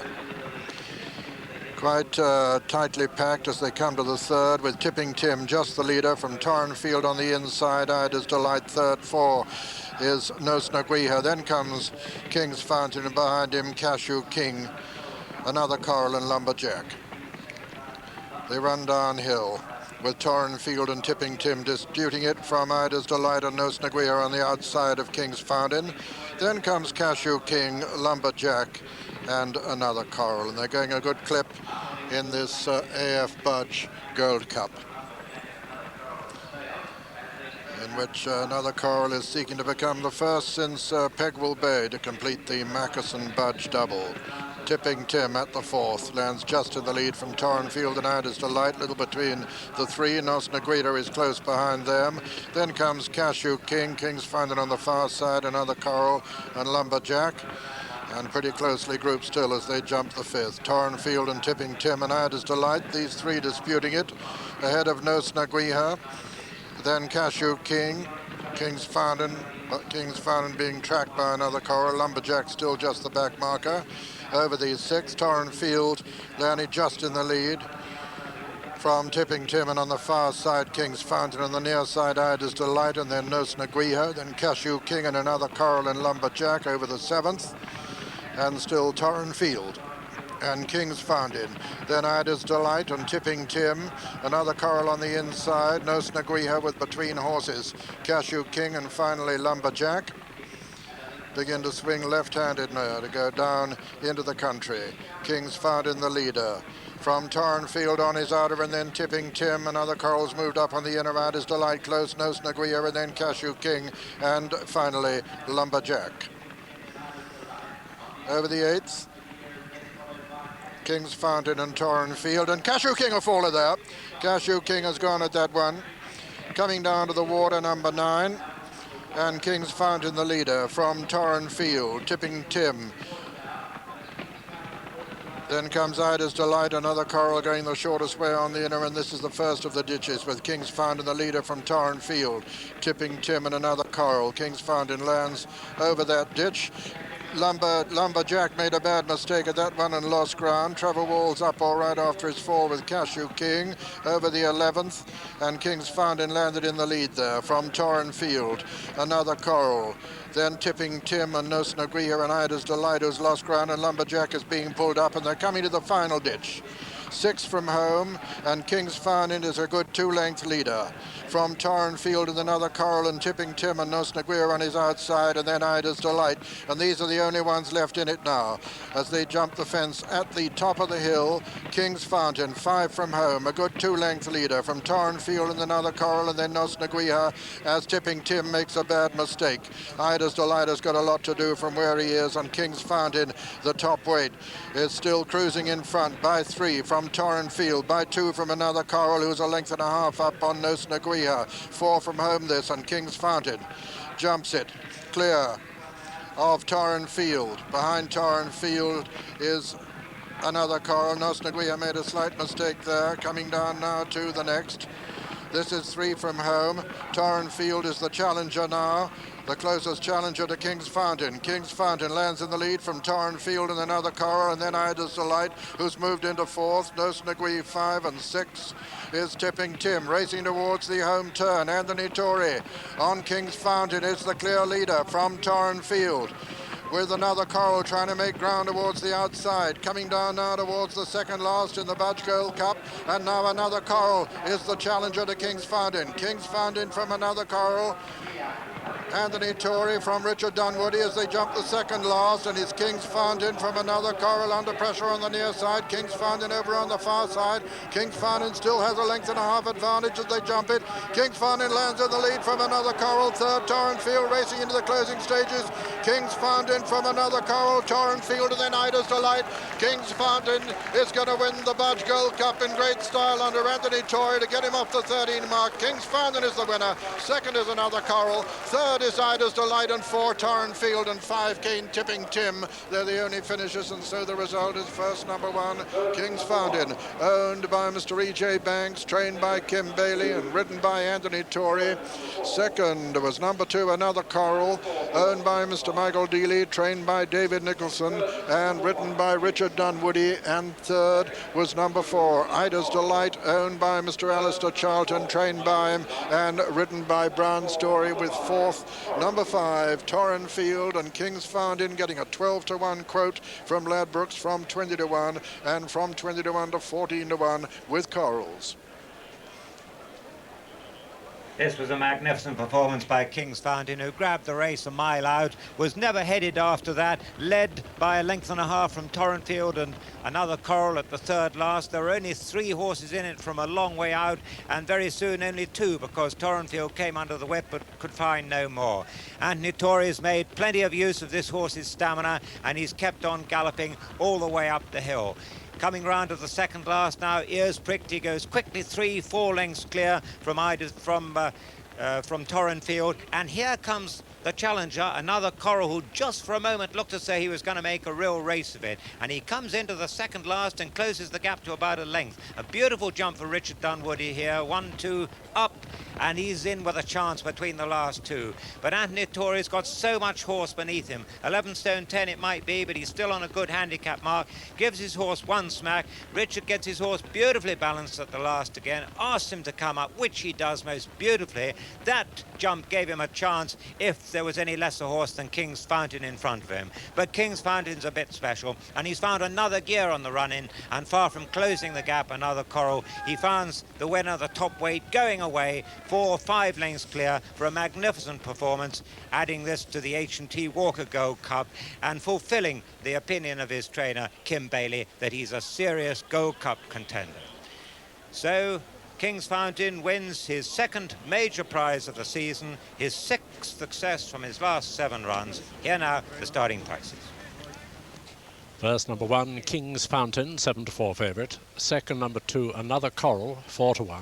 And third, number 4, Ida's Delight, 16-1. Fight this one for the Martel Grand National. Kilbannon ran so well up at Haydock.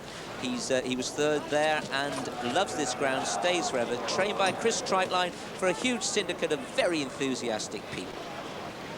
Carville's Hill 9-4, 7-2 Party Politics. More money coming for Nick Gaisley's horse there. They've got 2 complete circuits. Carville's Hill just turning around. He's over on the far side there. Skew will want to get his nose in as Sir John Guise mounts the rostrum. Let's go with Peter. And very shortly, these winners of 138 races between them will be on their way. Carville's Hill just backing away a bit over on the far side as we look at them. And that's it, they're away.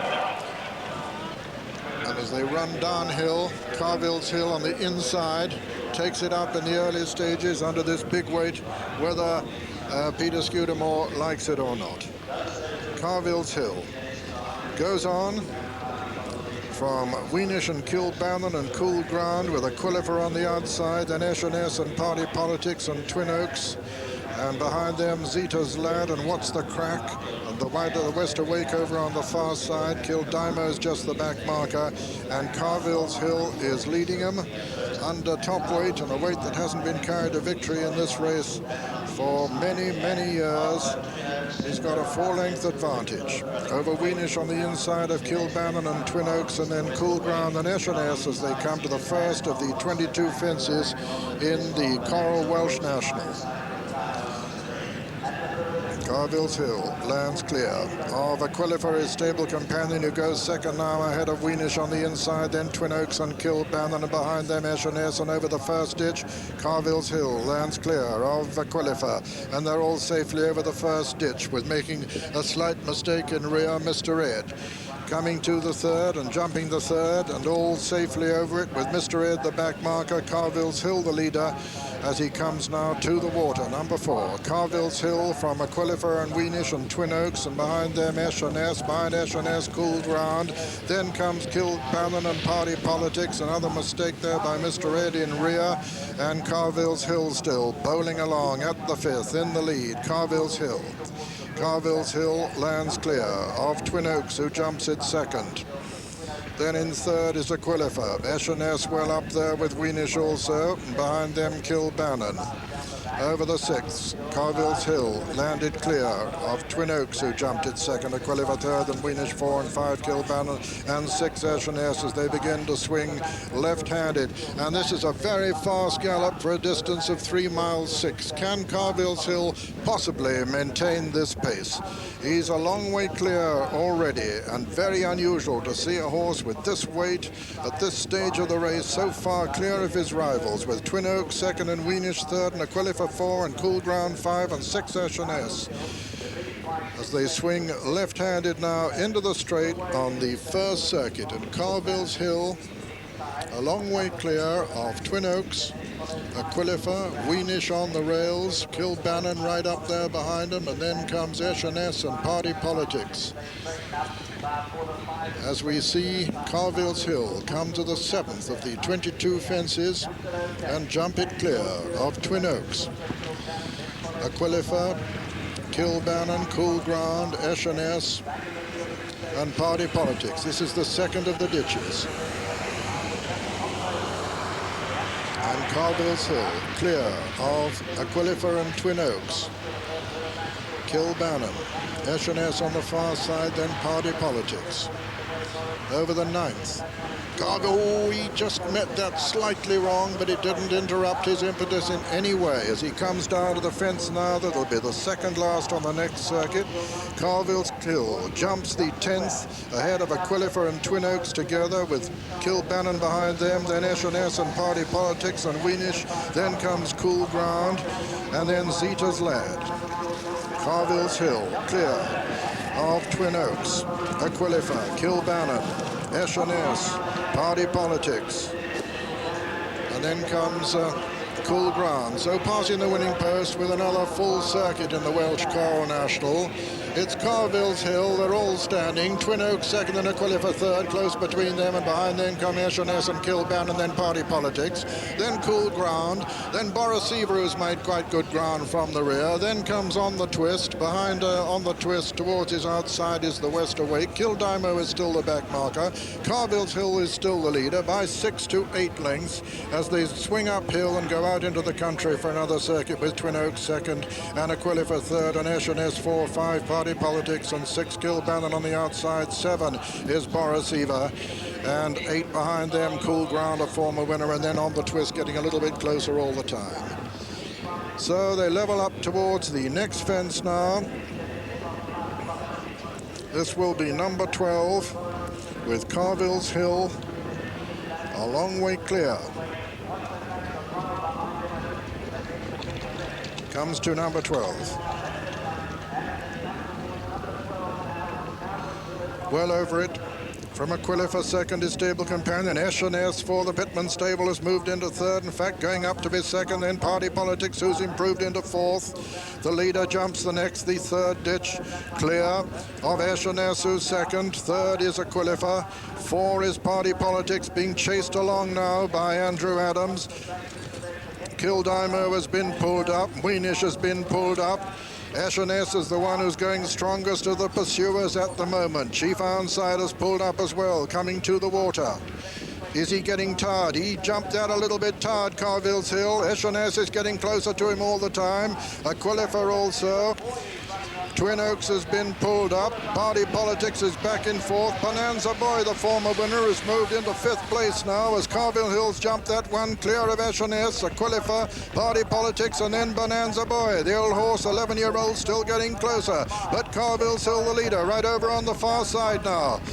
He jumps that clearly. Cool Ground and On the Twist have pulled up in this rain-softened ground. The West Awake has been pulled up as well. The field is thinning all the time. Kilbannon is a faller, and Carville's Hill's the leader by about 8 lengths from Echerness. Then comes Aquilifer, then Party Politics, and then Bonanza Boy, and it's hard to see anything else getting into the race now as they turn out of the top turn and make towards the home stretch, with Carville's Hill the clear leader from Echerness. Then comes Aquilifer, then Party Politics and Bonanza Boy, and only 5 left to jump.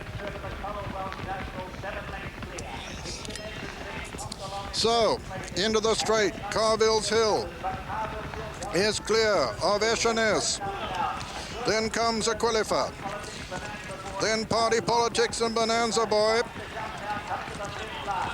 At the next, Carville's Hill lands clear.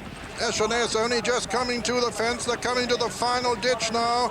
And Carville's Hill a long way clear. 4 from home from Echeniers and Aquilifer and Party Politics. 4 from home. Carville's Hill jumps it clear. A long, long way clear. Like an absolutely brilliant horse. He's only got to stand on his feet now as he comes down to the third last. Carville's Hill a long, long way clear. The rest virtually out of sight. Carville's Hill lands clear over the third last. Aquilifer is moving back into second. Party Politics is challenging Echeniers for third. The second last, Carville's Hill, is well clear. Carville's Hill over it. He's got one fence now between him and victory, and his stable companion is pursuing him.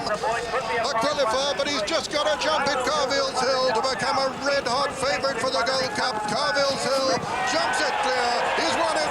He's won it already. Racing up into second is going to be Aquilifer as he jumps the fence. Party Politics third, but Bonanza Boy's finishing fast to try and make it a 1-2-3. Getting a tremendous cheer is Carville's Hill, the winner of the Coral Welsh National. Aquilifer being pressed by Party Politics. It's going to be close for second. Aquilifer and Party Politics in a photo. Aquilifer's just second ahead of Party Politics. Bonanza Boy. 3 years ago, went there 3 years ago. Peter Scudamore and Colin Brown took each other on Desert Orchid and Bow Ranger. Derek Thompson talked to Peter Scudamore before racing today and asked him what tactics he was going to use today on Sabine du Loire. Well, it really depends on the pace of the race, but I ride him as I always have, you know, jump him out, and when he goes faster, they go quicker. If not, I mean, he tells me, I don't tell him. He's a very simple ride. You've beaten Desi every time you've stood up. How confident are you of beating him again here at Kempton on King George Day? Well, he's a very good horse. So's Desert Orchid, so I don't know, really. But do you fancy your chances? You must be confident. I'm not confident. I'm never confident in a race like that. I'm very, very hopeful. Yeah. And is it a 2-horse race, or is anybody could win it? No, I think Toby Tobias comes into it. I suppose he likes to see a bit softer ground, so you might just squeeze him out now. And Norton's Coin I'd be frightened of. And Remittance Man, nobody knows how good he is. It could be a good race. Well, will if I win it, from my point of view.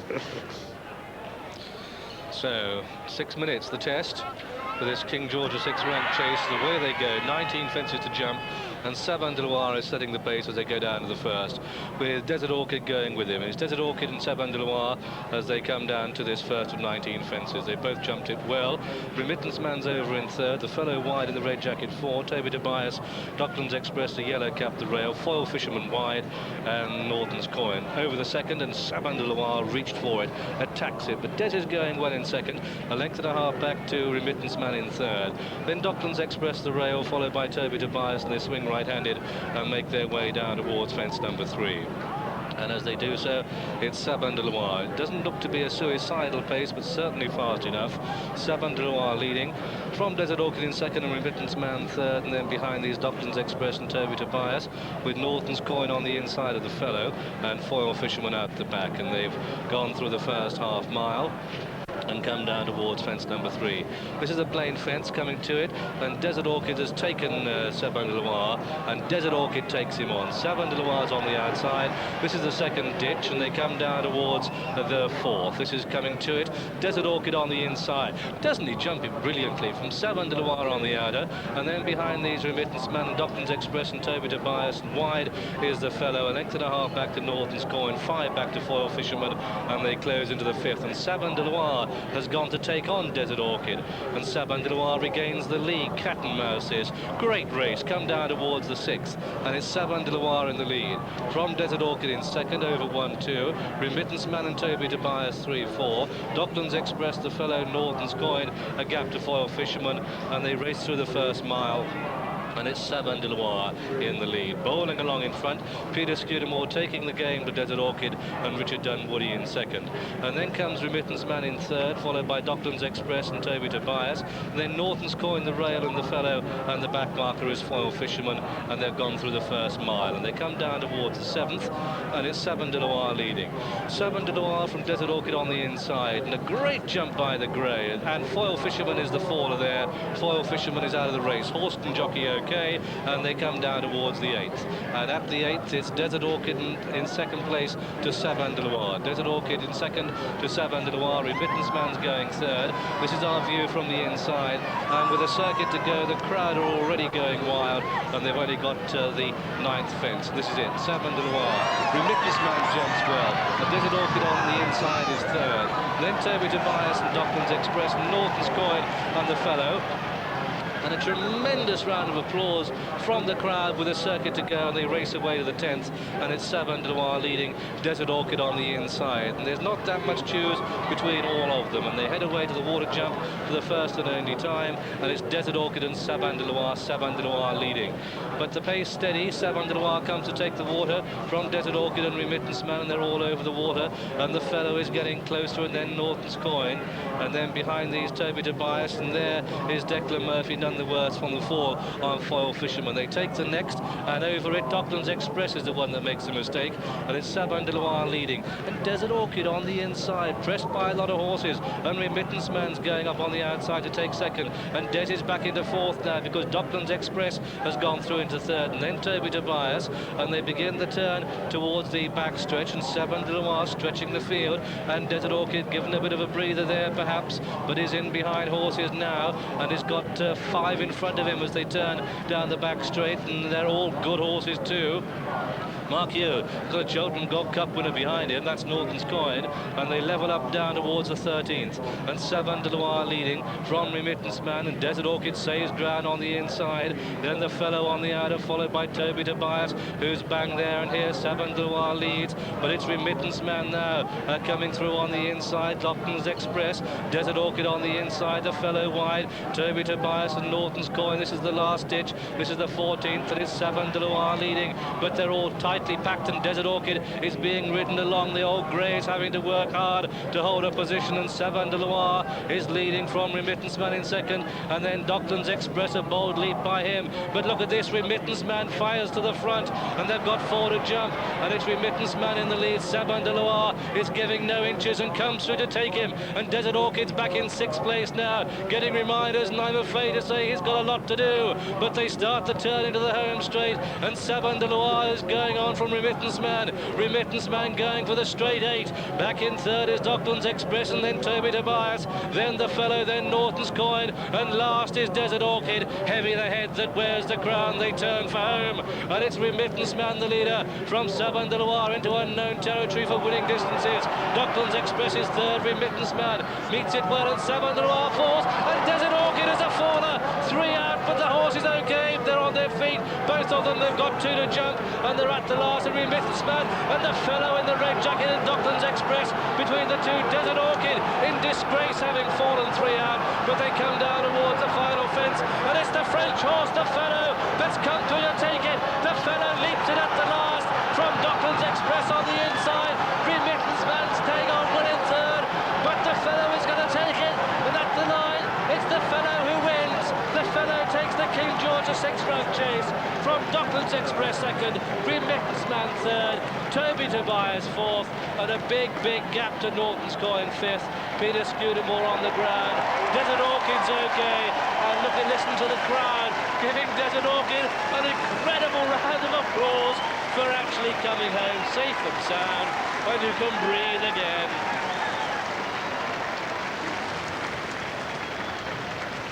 A sad sight in so many ways, but I do believe, and surely your eyes showed you, that as Peter Scudamore gets to his feet, having fallen on Savin de Loire, and there is Richard Dunwoody, head bowed, I'm afraid he's a bit bruised too.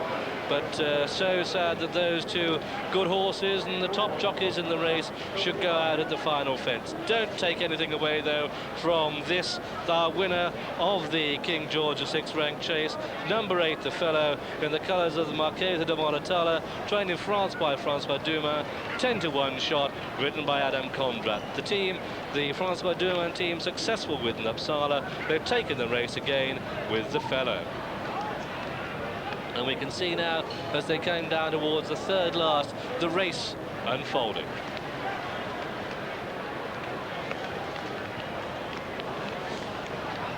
Remittance Man had just taken the lead round the last bend.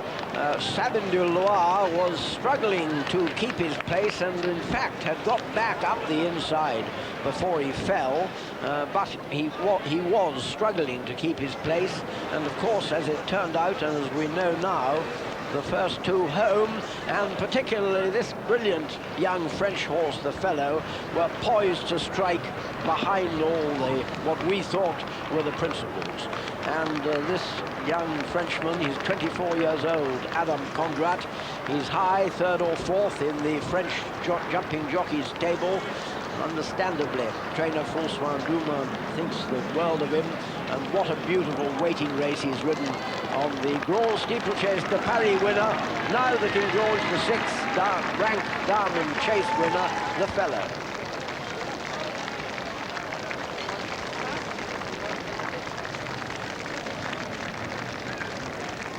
But one of the nice things David Ellsworth said was that after this race, he might feel like a father when peace was declared, when a war is finished, and his son has come back safe. Desert Orchid has come back safe, and that's one great consolation. There he is, in one piece, thank God. Richard Burridge greeting his hero. He didn't hurt himself, and Janice Coyle just taking off the boots there, and on goes the sweat sheet, and there's David Ellsworth, a very relieved, sad no doubt, but desperately relieved. Certainly one of the happiest sights we're seeing this grey horse get up again after that fall. But let's have a look, because the winner was given a fantastic ride there by Adam, who held him up early on. He was always going well, held him up deliberately, and at this stage, Remittance Man's taken it off of Sabin du Loire, who dropped out really quickly with about 100 yards to go before that first fence in the straight. Gets him really close, Remittance Man, just breaks his run quietly. Docklands Express makes a mistake. Both horses, as you saw there, fell independently, both Sabin du Loire and Desert Orchid. And at this stage, Remittance Man, I thought, was going to gallop right the way to the line. And to be honest, I didn't think that he stopped too much. I thought that Docklands Express quickened up. You can have a look at Desert Orchid falling now, right on the right of your frame. Whether he just takes his eye off the fence, has a pretty nasty fall there. Both Richard Dunwoody and Peter Scudamore lucky to get up and walk away. And just for good measure, he gives Richard a kick while he's on the floor. But this was the moment of triumph for Adam Conrad. Docklands Express has run a tremendous race, coming there to challenge going to the last, but it's the fellow. The Grand Steeple winner has the speed and agility throughout this race to jump these very different obstacles, although admittedly he's run so well in England and so often that he knows them now. And Adam Conrad, who does not know Kempton all that well, has ridden it to the manor born.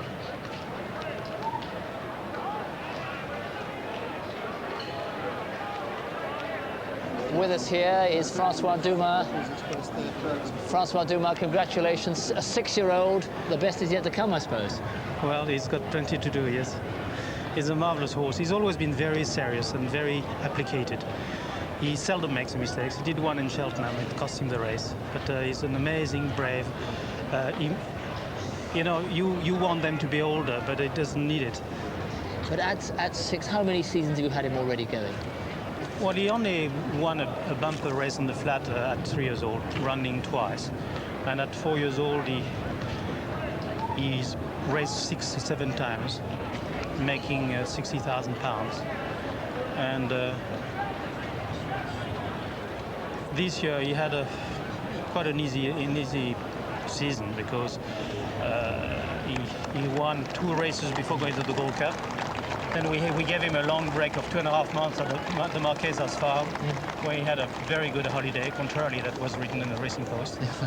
And he has to come back. He won a hurdle race, which I really dearly wanted to win because it's got my father's name, Jean Doumaine. And then, you know, the horse showed very good form in the Prix du Blanc, which is a prep race for the Hedgeslin. And the problem is that I shouldn't complain, but I've got, maybe I would say I've got too many good horses and I have to run them in the same race. And a better horse than this? And Uccello is a horse who's always shown better form than him. So Adam Conrad always prefers to ride Uccello, and Uccello fell in Hedgeslin. The fellow was ridden by a jockey who didn't trust him well enough in this ground, and was completely a coming performance. But I knew the horse was very well. I wouldn't have taken him here. And of course you won the race here, beating Desert Orchid and others 4 years ago with Uppsala. Coming here now, though, with Desert Orchid at the end of his extraordinary career. I'm so sorry for Daisy to finish like this. Anyway, well done on David Edwards, because he brought him here in super form anyway, and it's a big show. And how tough was it you coming against the sort of people's idol here? You know, I always considered the fellow as a very, very top champion. I mean, he proved it in the Gold Cup. Why shouldn't I be confident? It's as simple as that. And you were third in the Gold Cup last year. Will you come second in the Gold Cup? Will you come and win the Gold Cup this time? Well, I mean, that was a test race for the Gold Cup. Of course I'm going there, unless the horse isn't well. But I mean, the horse is aiming at the Gold Cup, of course. Brilliant. Well, you've done magnificently well, Francois. It's nice to have the race behind me. It Twice was a lot in of 5 pressure. years. Will you come again? I've been told so often that it was the best King George for the last 10 years, and I started to worry, but they didn't count on the fellow, and we count on him. Well, many congratulations. Vive la France. Well, I must thank Michael Webster, who has been very good. We invite the horses here, and he gave us the best invitation, the best situation to prepare the horse, and he's got a very good team, and I thank him for that. Thank you. And here are the starting prices. First, number 8, The Fellow, at 10-1. Second, number 2, Dockland Express, 25-1. And third, number 6, Remittance Man, the 3-1 favourite. A non-runner was number 5, and 8 ran. And that is tremendous relief for the bookmakers. They fielded so many of them against the front four, hoping for Norton's Coin or The Fellow, especially in bangs The Fellow. He was the 6th French-trained runner in the race. The second time they've won it, of course, after Uppsala 25-1 4 years ago. And he's the 4th horse to go 2 better the following season in the King George. Remember, he was 3rd last year. Well, Wayward Lad was 3rd to Barrow Hill Lad, and then won it. Royal Marshal, Mandarin, and also Mandarin and Royal Marshal, Barrow Hill Lad, and Wayward Lad did it. A great win for the fella. The bookmakers, they're cheering the old chap. I've got Richard Burridge, the owner of Desert Orchid. How is Desi, first of all? He's fine. He's got a little bit of skin off one of his hocks, but he's walking sound, and he's fine. And that's the main thing. And Richard Dunwoody, I think, has got up a little bruise as well, but okay.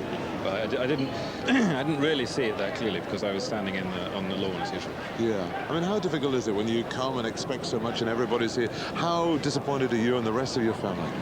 Well, I suspect me and the rest of my family are probably more experienced than we've been coming here such a long time, and we've seen highs and lows. I think one thing we have come to expect with this horse is to expect the unexpected. Yes. And yet again, he's done something that I don't think anyone would have anticipated, falling at one of those fences for which he's become famous at jumping over the years. He lives to fight another day. Is there going to be another day? I've got to ask you that now. Well, I know a lot of people are very interested to hear the answer, and we'll talk about it in the course of today. Obviously, none of us want to go on with the horse longer than the horse wants to go on. But the spirit is very willing. I think the flesh maybe a little bit weaker than it was. And I'll have a chat with David, and we'll talk about it. But I mean, all credit to the winner. It's won a brilliant race, and you know, it's a good race, and it was a fantastic race, and it was a pleasure to take part in it. Give him a big pat from all the Channel 4 viewers, would you? I will. Thanks, But he hasn't done badly over the years. Thanks, Richard. Okay. Thank you. Bye-bye.